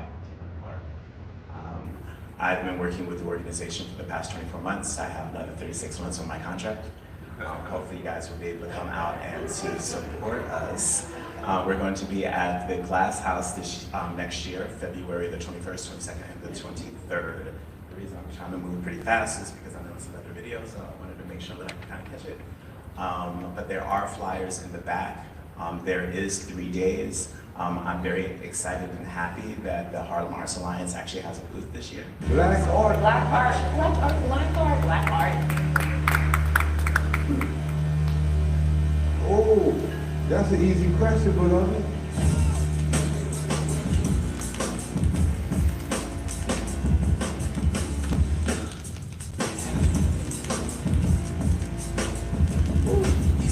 Black art is just a way for us to reclaim ourselves in a market that has been directed towards us.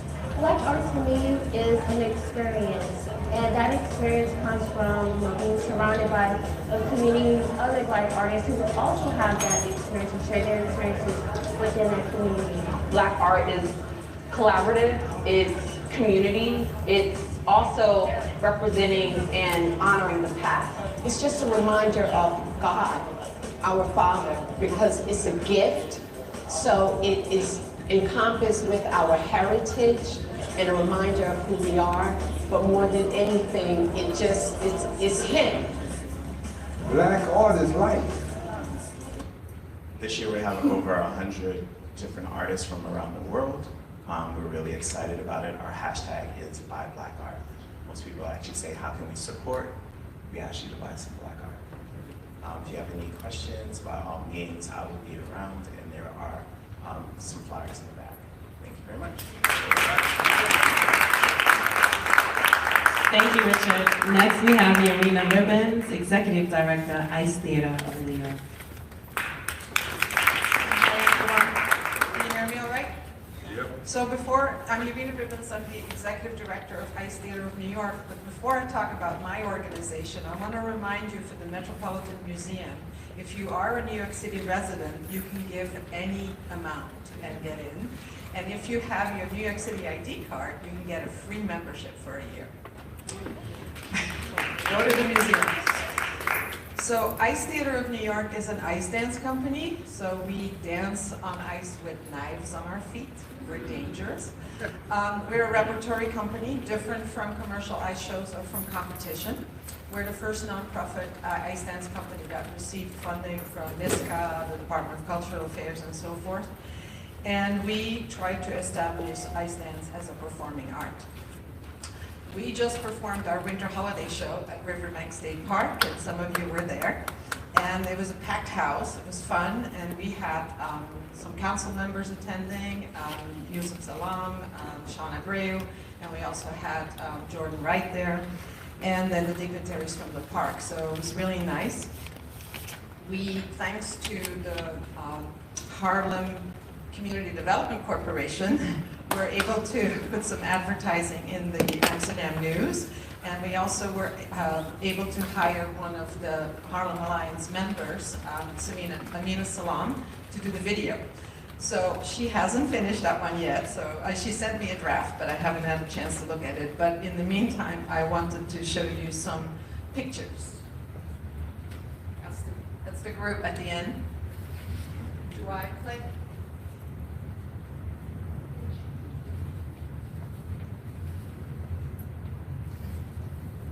That is the Riverbank Skating Group, the local. We have a lot of kids coming to participate. This is our professional ensemble. This is a group from Skyring, of our professional performers. This is the young ladies from figure skating in Harlem. More of our performers. This is a young man, Emmanuel Savory. He's on his way to U.S. Nationals. He's still a competitor. He's an absolutely incredible performer. These young people are junior world ice dance champions and have been apprentices with us for like 10 years. They started with us at Riverbank when they were like little kids. It was really cute. This is a discipline called synchronized skating. And these young ladies are from the Skyliners, which is a New York group. This is our holiday message.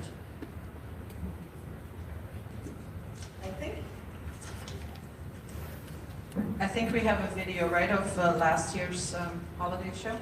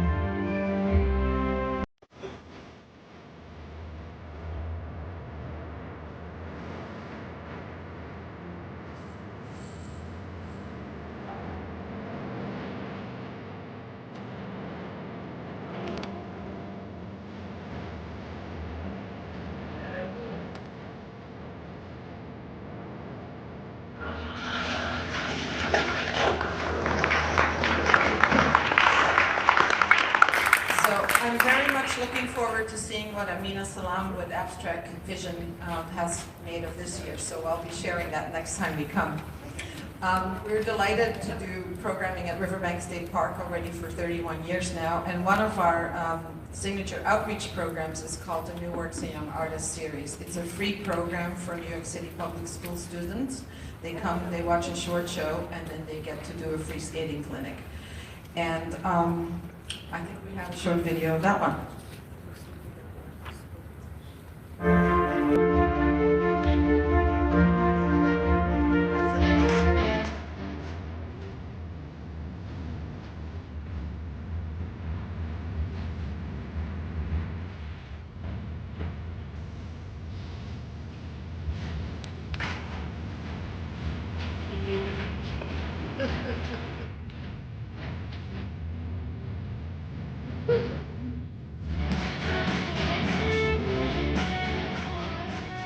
It was very much engaging for them that they could come out of the classroom and still have that mentality that I'm learning something new. And although they didn't try those stunts or those moves on there, you can sense that what they saw, they tried to emulate. The show was fantastic. I'm so happy that students were able to see this. It was really amazing. I really liked it a lot because I've never seen figure skating before in person. My favorite part was the little kids came and skating. Oh my gosh, they're so cute. I thought that it was really inspiring, and it kind of inspired me to try to skate more. And the teachers helped, because I used to burping the walls all the time, and now I can kind of skate. I think it's an experience like this. You don't get to see much of the ice skating. They don't get to take part in this kind of activities. So for them to be able to be in this arena and actually see professionals doing it inspires them. And the fact that they actually are doing it with them takes it to another level. So we're super happy to have them here today.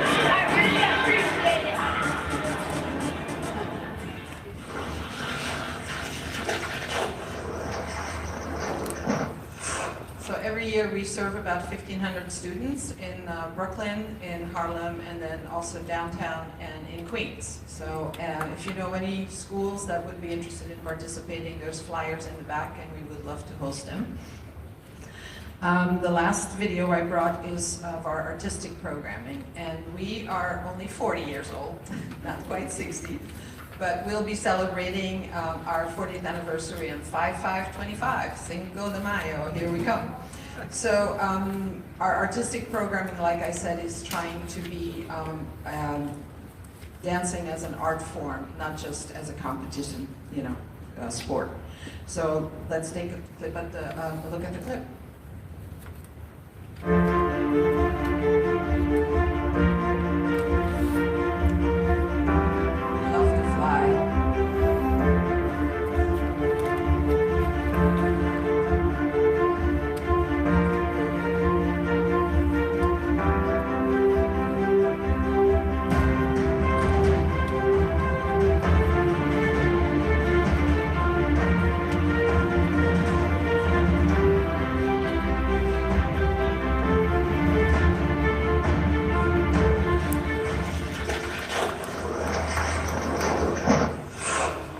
Thank you, and I hope you'll come watch us perform sometime.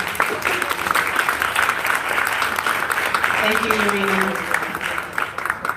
And congratulations on 40 years of service coming up next year on May 5th. Jared Leak, Park Director, and Zakima Batson, Cultural Recreation Complex Manager, Denny Farrell, Riverbank State Park.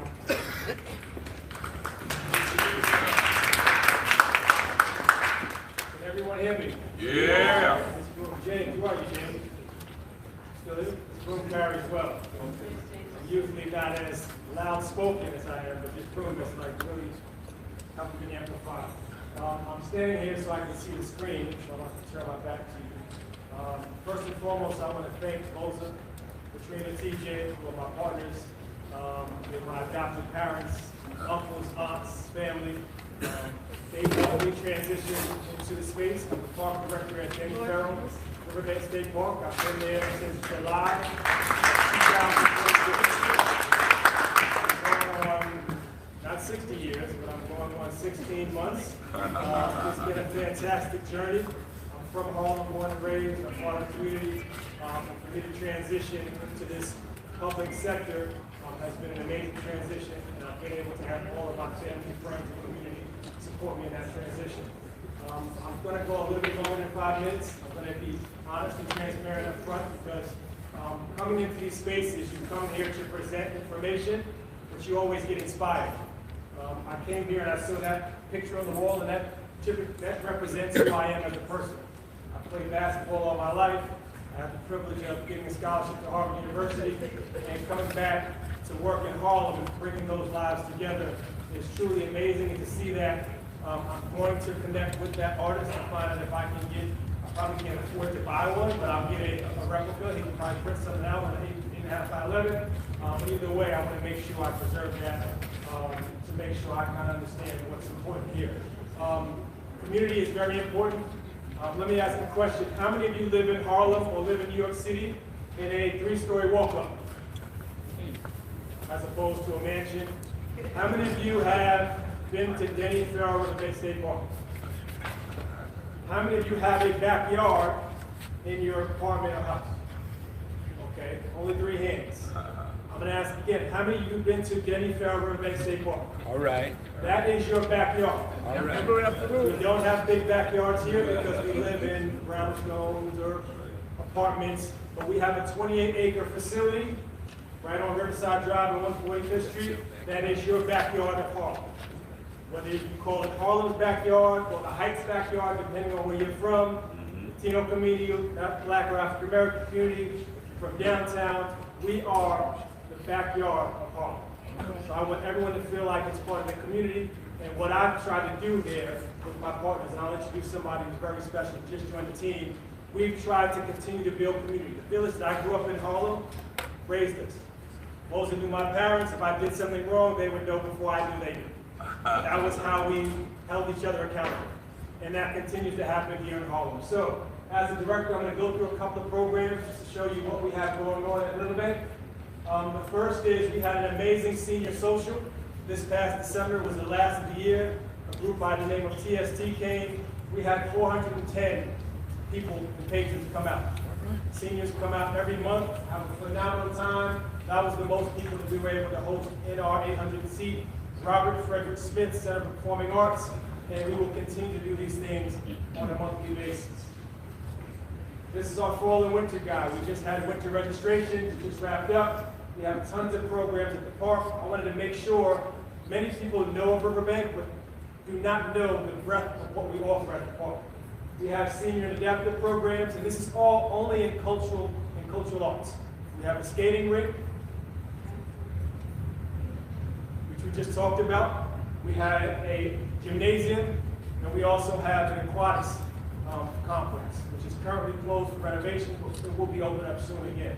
So for senior adaptive, 62 and over, chess, intermediate drawing, line dance, guitar, beginner drawing, keyboard, routines, Latin dance, belly dance, Sunday salsa, ballet, dance ballet, youth art workshop. It's for youth 7 to 14, hip hop expression, chess, beginner keyboard, for little kids 4 to 6, ballet, rhythm, kids, arts and crafts. So we cater to anyone from the age of 0, I guess not 0 because you're not here yet, but from 1 month, 9 months, all the way up to 90 years. So it's an amazing community. It's truly inspiring to see everyone come together across generations. This is athletics, but it's an important program because we just introduced it. Many are asking about pickleball. We offer that for adults as well as seniors. A holiday pop-up program. Once again, we have a tremendous holiday season ahead of us. Tonight, we're doing Pasado on the Hudson, which is a Latino-based celebration around the holidays. We're going to have a DJ, 3 DJs actually, and performers. And once again, we've been able to strike that balance between having programming that cater to all people of different backgrounds within the community, and that's something that we're truly proud about. And we want to continue to establish these relationships here at these types of meetings in town halls. We also are working with Gwendolyn Black. This weekend on the 21st, we have a full slate of activities from 12 p.m. to 9 p.m. where we're going to have arts and crafts workshops where you can make stockings, you can make holiday decorations. We will then be decking the halls of Riverbank and singing and bringing in carolers. We're going to go through each complex to spread holiday cheer. And then we're going to have a jazz performance. Once again, Gwendolyn Black is bringing that to our phenomenal facility. And then we're going to have Live on the Hudson, which is a karaoke, holiday karaoke, which will end the night from 6 to 9 p.m. We also have a presentation of Scrooge on Sunday the 22nd from 6:30 to 8 p.m. Then we have a Wonder Parks puppet presentation on Monday the 23rd from 2 to 3 p.m. That's right between our public skating, ice skating sessions, which happen from 11 to 2 and 3 to 6. And we also have partnered with Comedy in Harlem and the Harlem Bomb Shelter, which is also part of the Harlem Arts Alliance, to do comedy on the 27th and also do spoken word poetry workshop and open mic on the 29th, which is coming up on Sunday of this month. So once again, tons of programs going on. All of our flyers are in the back, so if you're interested in anyone, myself and Zakimu, I'm going to introduce shortly, will be here to talk more about it while we enjoy lunch. And also, we have a full set of activities across all the complexes for the holiday. I'm going to introduce someone who just joined the team, the newest member of the Denny Farrell Riverbank State Park team, Kima Batson. She's a Harlemite. She went to Hampton. I can't get away from people who went to Hampton. They kind of like follow me. I know Thomas, James has a son there. TJ went to Hampton. Zakima went to Hampton. My best man at my wedding went to Hampton. So for some reason I went to Harvard, but somebody was saying I probably should have gone to Hampton. But like I said, the real issue is in the house. The other issue is another so I'm going to introduce her. She's the newest member. She will talk to you about the New Year programs. She is now leading up the cultural complex at Denny Farrell Riverbank State Park, so giving much needed bandwidth to be able to continue to build relationships with much of the community. I do want to shout out really quickly Barbara Jones, who's here in the back, always on her laptop. She's doing something with us in partnership. We are trying to preserve swing dance, the Lindy Hop in Harlem, where it started. We're going to use our space to make sure we do that. We've also partnered with Michael Green, who's done a fantastic presentation at the meeting. Janera from the Ice State of New York. So there's so many relationships that we've been able to establish here, and we look to continue to do that to open up the doors to our space of our wonderful facility. One thing I want to reiterate is the Robert Frederick Smith Center for Performing Arts is important to us. He donated a lot of money to refurbish the space. He is a very, very charitable man that we should all know. The same way we talk about Carnegie Hall and Lincoln Center, we want to make sure we don't just call it the theater at Riverbank. We want to call it by its name, the Robert Frederick Smith Center for Performing Arts. And I think over time you'll start to understand why. Give us some time, but we are going to reestablish that relationship. But it's phenomenal to have someone like that to be able to support the park and our agency. So with that said, I'll introduce Kima. She will go through some of the programs for the new year. And once again, thank you all, and we look forward to the partnership for the new year. Good morning. I don't know how I follow that. He's a natural, but like he said, I am from Harlem. I am new to Riverbank. I I worked in the field of recreation for many years, over 20 years, and so I am happy to be back in Harlem and back home and running the cultural complex over at Riverbank. He went through most of the activities that we have for the rest of December. We're working on our schedule for January and February. These are just some that we have solidified. So we have our senior socials. Like he said, our December one was probably one of the best. It was my first one and it was very successful. So the goal is to keep it going. It is an event that we host on the third Thursday usually of every month. We invite individuals out to party, to dance, to mingle, to eat. And so we have 3 lined up for January, February, and March. We already have the entertainment set up for the next 2. The flyer is back there. We welcome anyone. If you are looking to bring 6 or more individuals, we ask that you call so we can give you a table. If not, and it's just you and a couple of friends, just pop on in. All of the events are free. This is going to be the entertainment for our first one. Barbara and Riverbank have partnered to do the Harlem Dance Exchange. Our first one was on the 14th.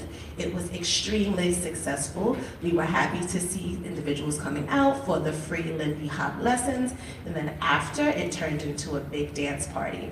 I think people were doing the Soul Train line, and we were line dancing. Once again, we are looking to grow this. So once again, free event, free Lindy Hop lessons. After that, it turns into a social event. Come on out and enjoy yourself. The greenhouse. We have a partnership with the Hort organization, and they are housed on the Riverbank property. They offer free cooking classes. They offer for you to grow your own vegetables and fruits and things of that nature. So the information is also in the back. They are looking for individuals to come out and come to the greenhouse, come to the garden, grow vegetables, pick fruits. So please come out at any time. This is the schedule for December, January, and February. We are also in the process of starting our community garden for the next 2 years. So the lottery will be on February 15th, I believe. Yep. Yes, February 15th.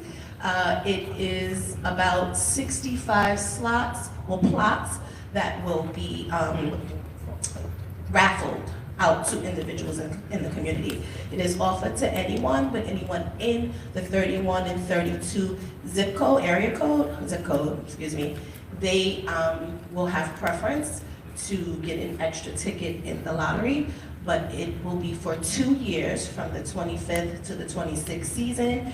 Once again, those individuals who are chosen will have access to the community garden. You will get a plot and you are allowed to grow your fruits and your vegetables for 2 years. And this is our information. Please visit us on our social media handles, as well as coming by the park. Once again, we have flyers in the back. All of the pop-up events that we offer are free to the community, so please spread the word. Once again, they are for all ages. We try our best to provide programming for all ages. I, once again, am managing the cultural department, so a lot of our activities are happening in our theater, but we would love for you guys just to come to the park, enjoy the park, know that it's there, because me being someone from Harlem, I knew that Riverbank was there. I had no idea about all of the events and activities that they do offer. So please come by, come see us, engage. And as the manager of the cultural building, we are trying to bring new entertainment and new things to the community. So if you have art you would like to put on display, or you have a performance that you'd like, the theater holds 700 or more individuals. So if you have a dance company that you would like to put on a performance for the community, or a play or a drama class that wants to come out and put on a show, please reach out to us, because we are always trying to fill the theater and to use the stage. So that's it, that's all I have. Thank you.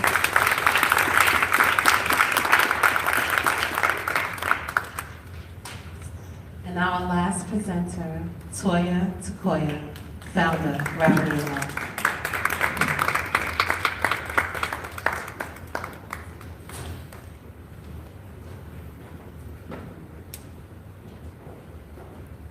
Thank you very much. Thank you, Voza. Thank you, Katrina. Thank you, PJ. It's always honor to be here. And I'd like to talk, as always, I'd like to talk about our musical, Gravity of Love. And today, it's so special because we have my partner, Mr. Joe Coleman, great lyricist and performer, and a special young actress, Mrs. Hirano.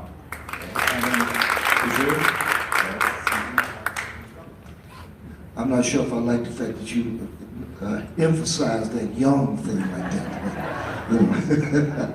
Thank you again. Yeah, my name is Joe Coleman. I'm so happy to be here with you today.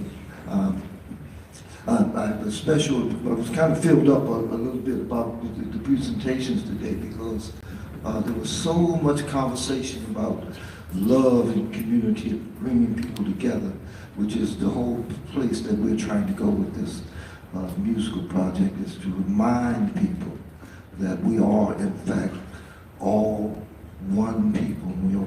And you know, we are community. We are each other, and we represent one another in ways that we probably don't even realize.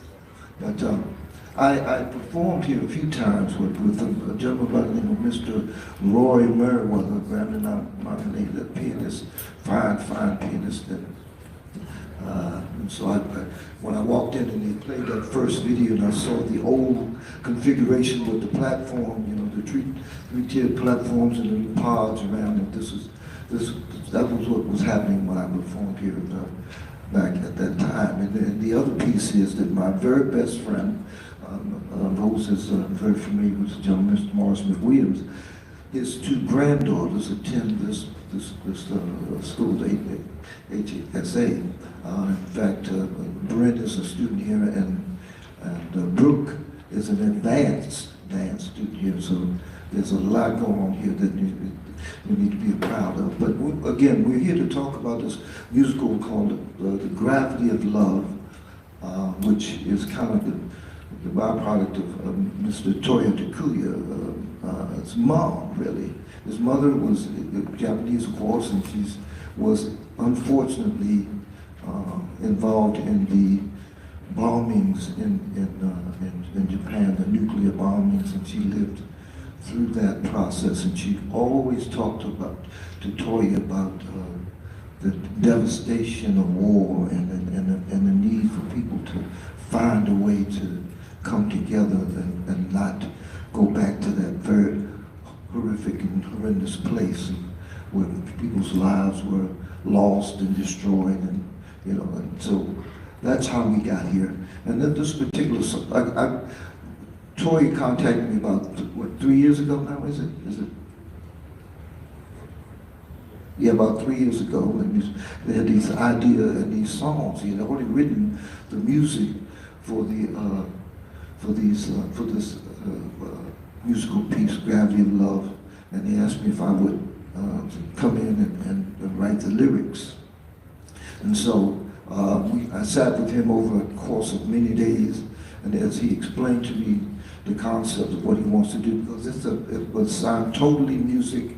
There's no dialogue, no written word other than the words that I wrote. So I basically kind of wrote the book, you would say, for this piece. And so I had to really gain a real understanding of what he was trying to say and present with each song.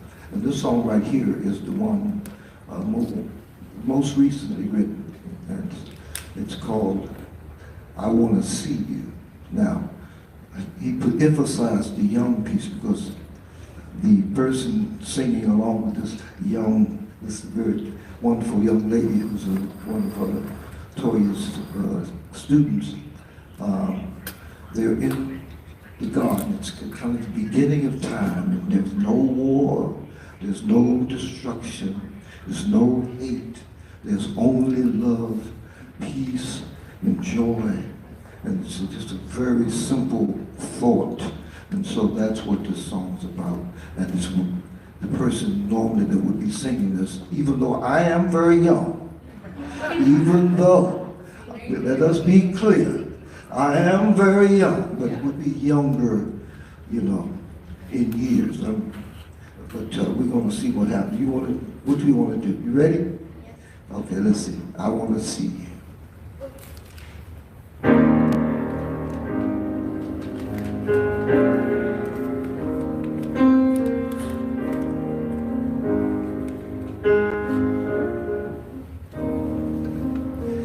Isn't this world such a beautiful place? I wake up each morning just to see your face. I see the sun rising as I look around. You can feel the love growing right out of the ground. I wanna see you. You're the air that I breathe. Let's call this place heaven and never leave. This feels like heaven when your heart filled with love. It seems like we're connected by the stars above. If you'll be my Adam, then I'll be your Eve. No hate, no war, no jealousy, it's ours to conceive. Alright. I'm not sure where we're going, but as long as I know I got you by my side, I can find my way home, 'cause I wanna see you tonight.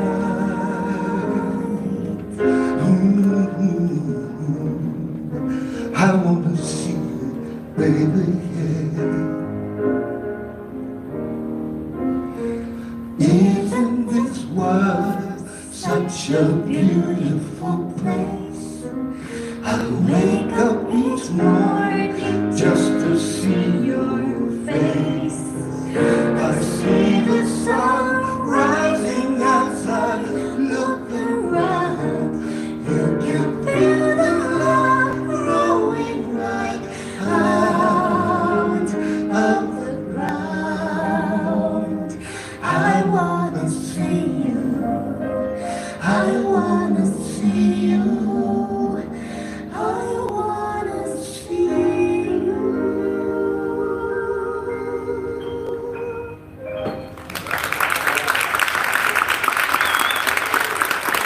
Thank you so much. Thank you very much.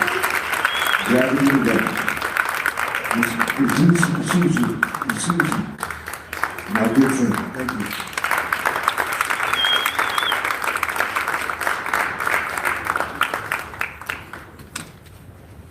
Thank you so much. Let's have some fun. Can we have some fun? Yeah. We're going to do a special presentation. We want to see this book, this amazing book. And that. Hold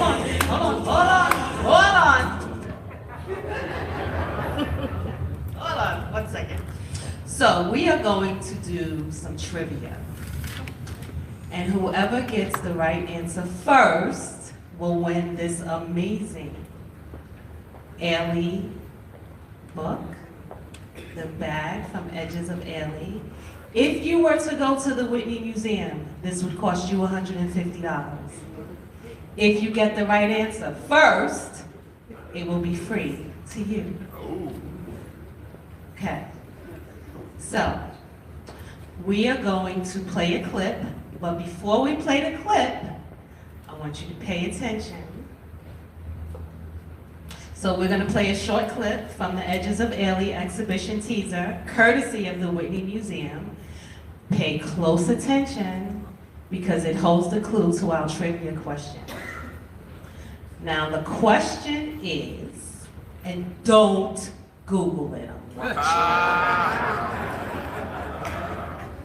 The question is, what prop was used in the final section of Judith Jamison's iconic solo cry? Go.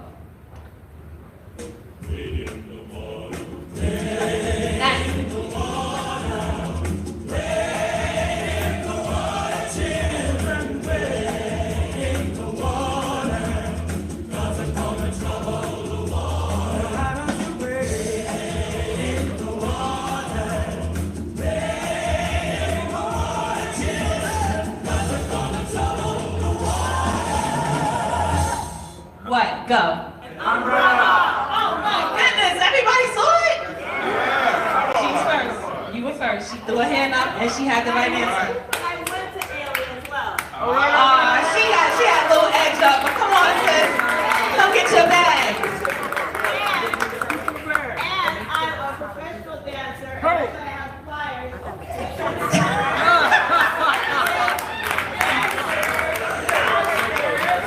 She studied for the pop-up quiz.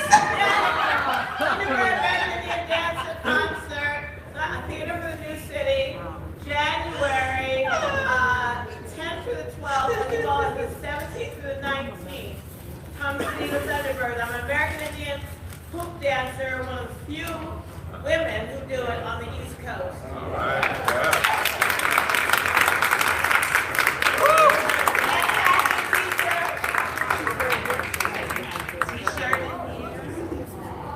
And I happen to have run what was initially NEC Arts / Open Artists at the same time as Voza was running. It was a very small portion of Riverside Church, you know, and many people did wonderful things out of it. Thank you so much. Thank you for being here. Thank you. Thank you, everybody. Listen, I'm going to call Joanna Castro up, and she's going to tell you something good. Thank you.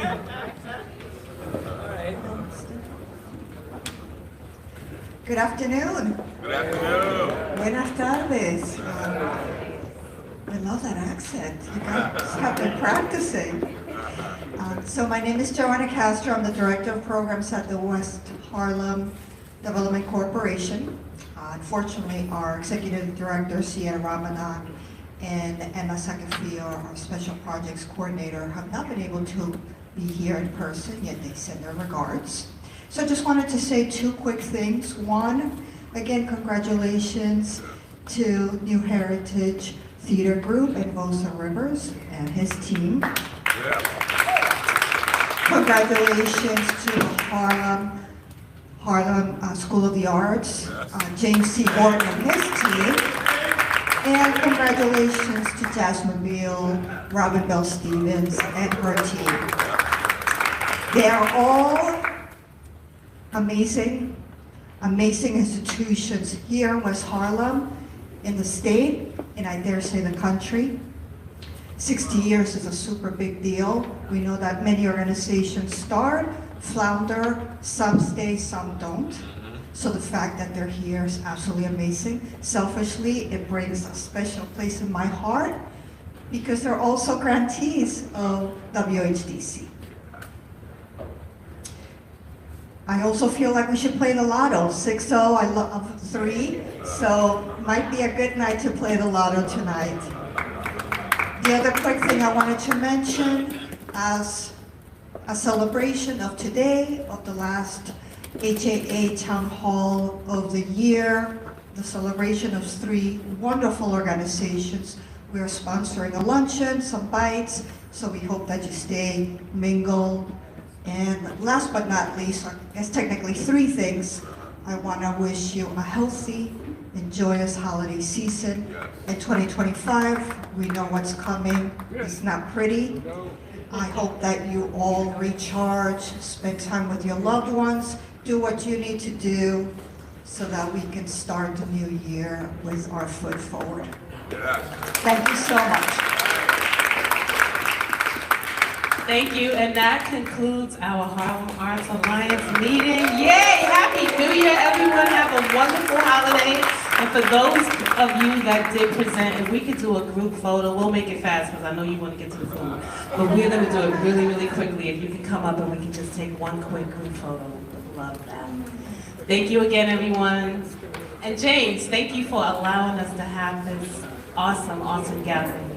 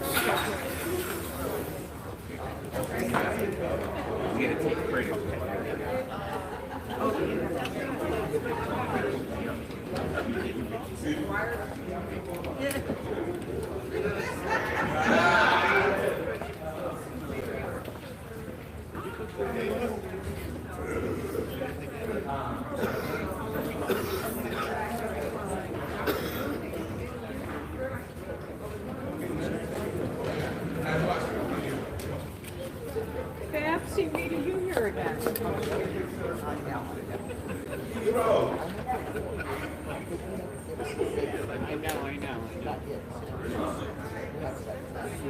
No, I think we're okay. I have to check and see if there's a lot of stuff going in and out.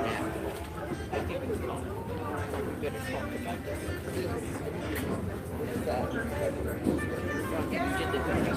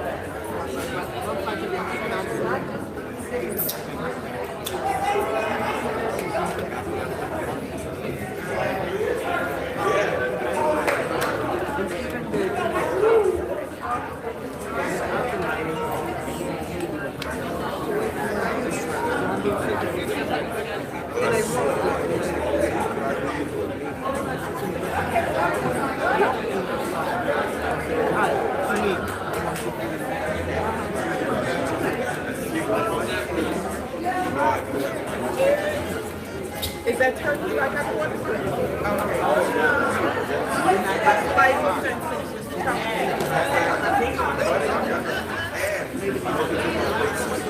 Yeah, I gotta get here to your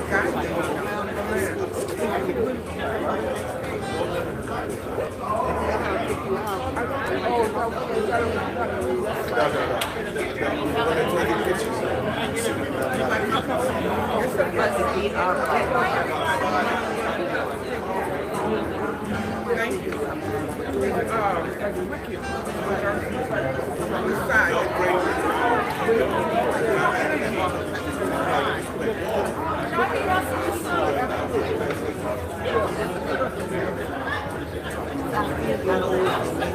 Shahid, I'm moving to another apartment, and I told the priest to come to bless it at 1 o'clock, and it's 10 after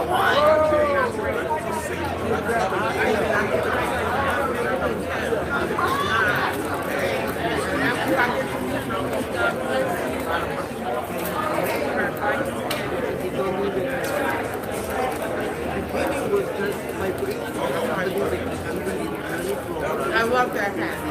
How do you feel? What do you want with the outfit? You got that good going on, brother?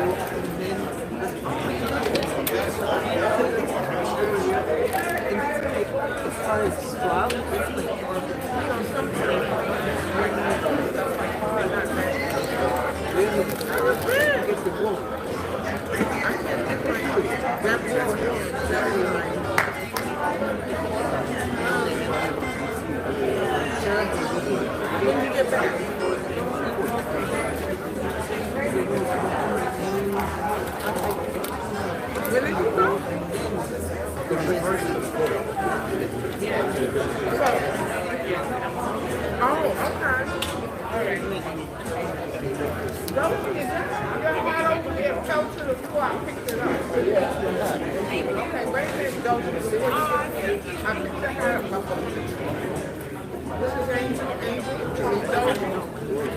It's in February, and I was supposed to announce that, so that's why you're asking me. I didn't do that. I went to friend of ours. You know, I'm the older No, too. you don't have to think. It's going to be in February. What do you do? I will make sure. Very good promise to sit down in advance. Sometime in January, then we'll just keep the flights.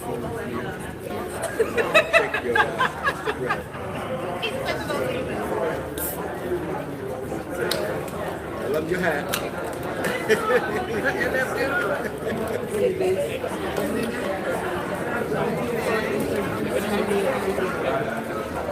And they both want to see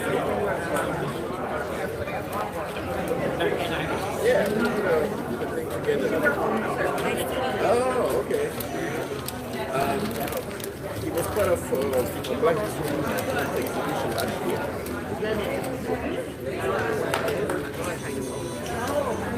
we had a show together over here tomorrow. Right. I gotta walk fast. And I was in that film and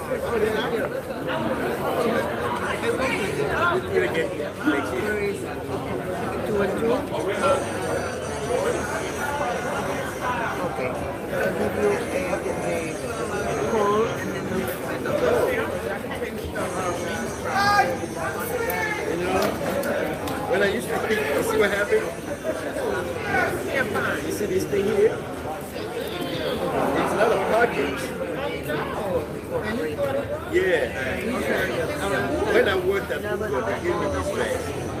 And I never wore it. And today I was going through stuff. I'm like, okay, let me put something warmer in here. So I put it on. So yeah, that's why they had to on. Because it's like, oh, this is a stupid idea. Yeah, what we can just do this and then everything just goes through.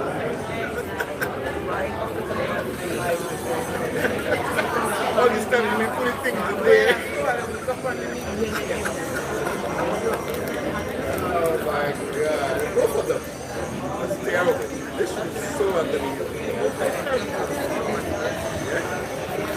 Hey everybody. Just want to let everyone know that our next Harlem Arts Alliance meeting will be in February. So we will not be meeting in January. TJ, sorry, I was supposed to say this. But the next meeting is February 2025.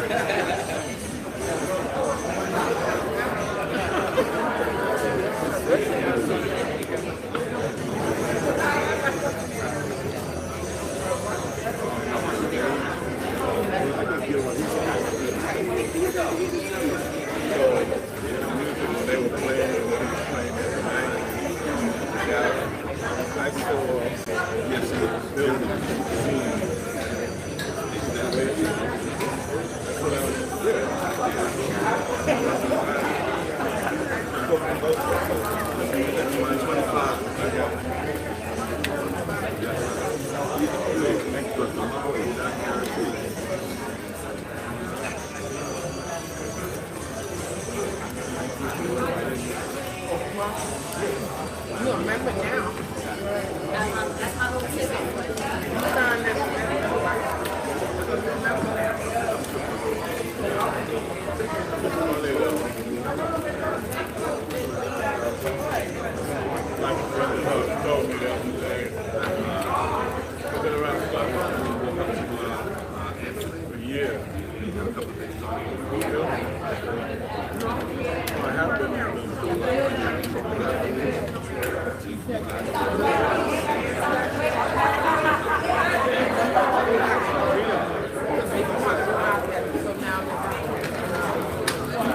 That's right.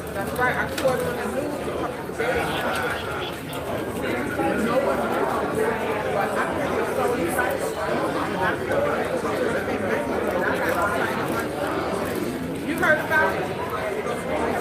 The girls that dance here, they got some of the rock factory. So now they're rock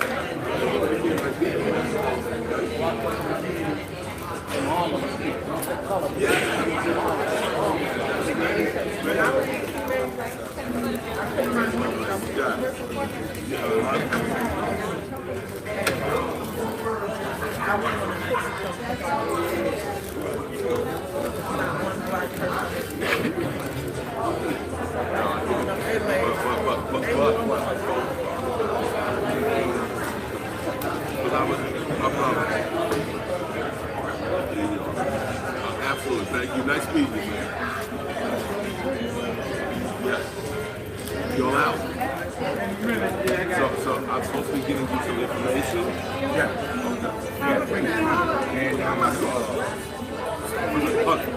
Boogie Down Bronx right here. This is us. Chris Cumberbatch. Chris Cumberbatch in the house. And you, no. That was great. But you need to see his heart.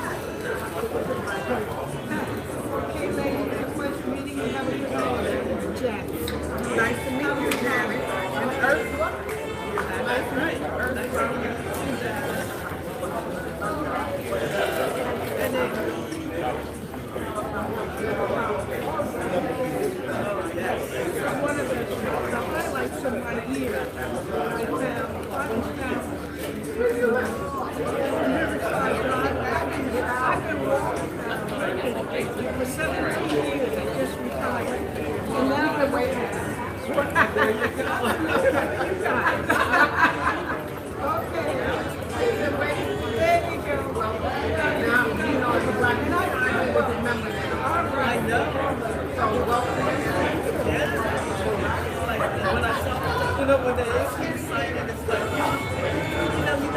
know,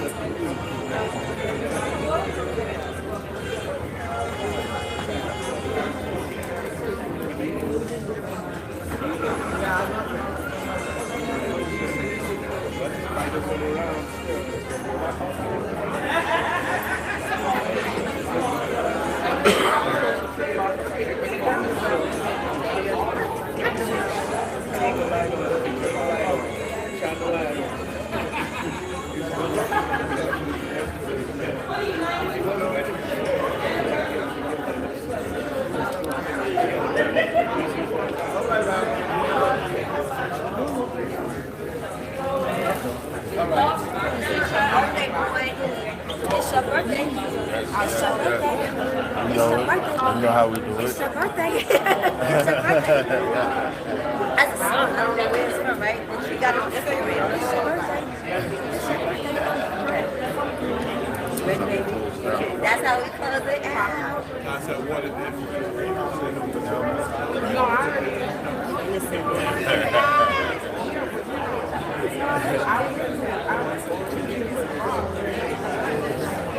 Yeah, y'all. So, we look, we make sure everything's good. Just want to say thank you to everybody coming through, tuning into the live.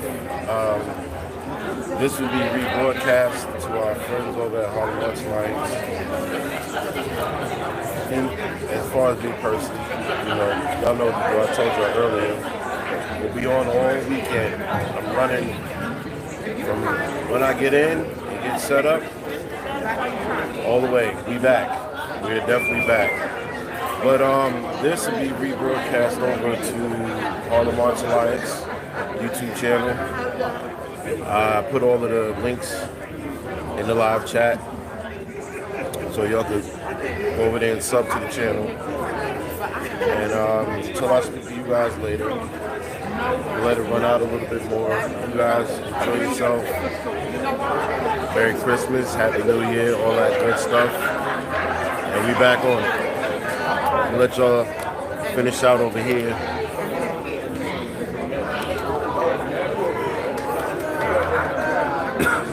So we finish out the stream.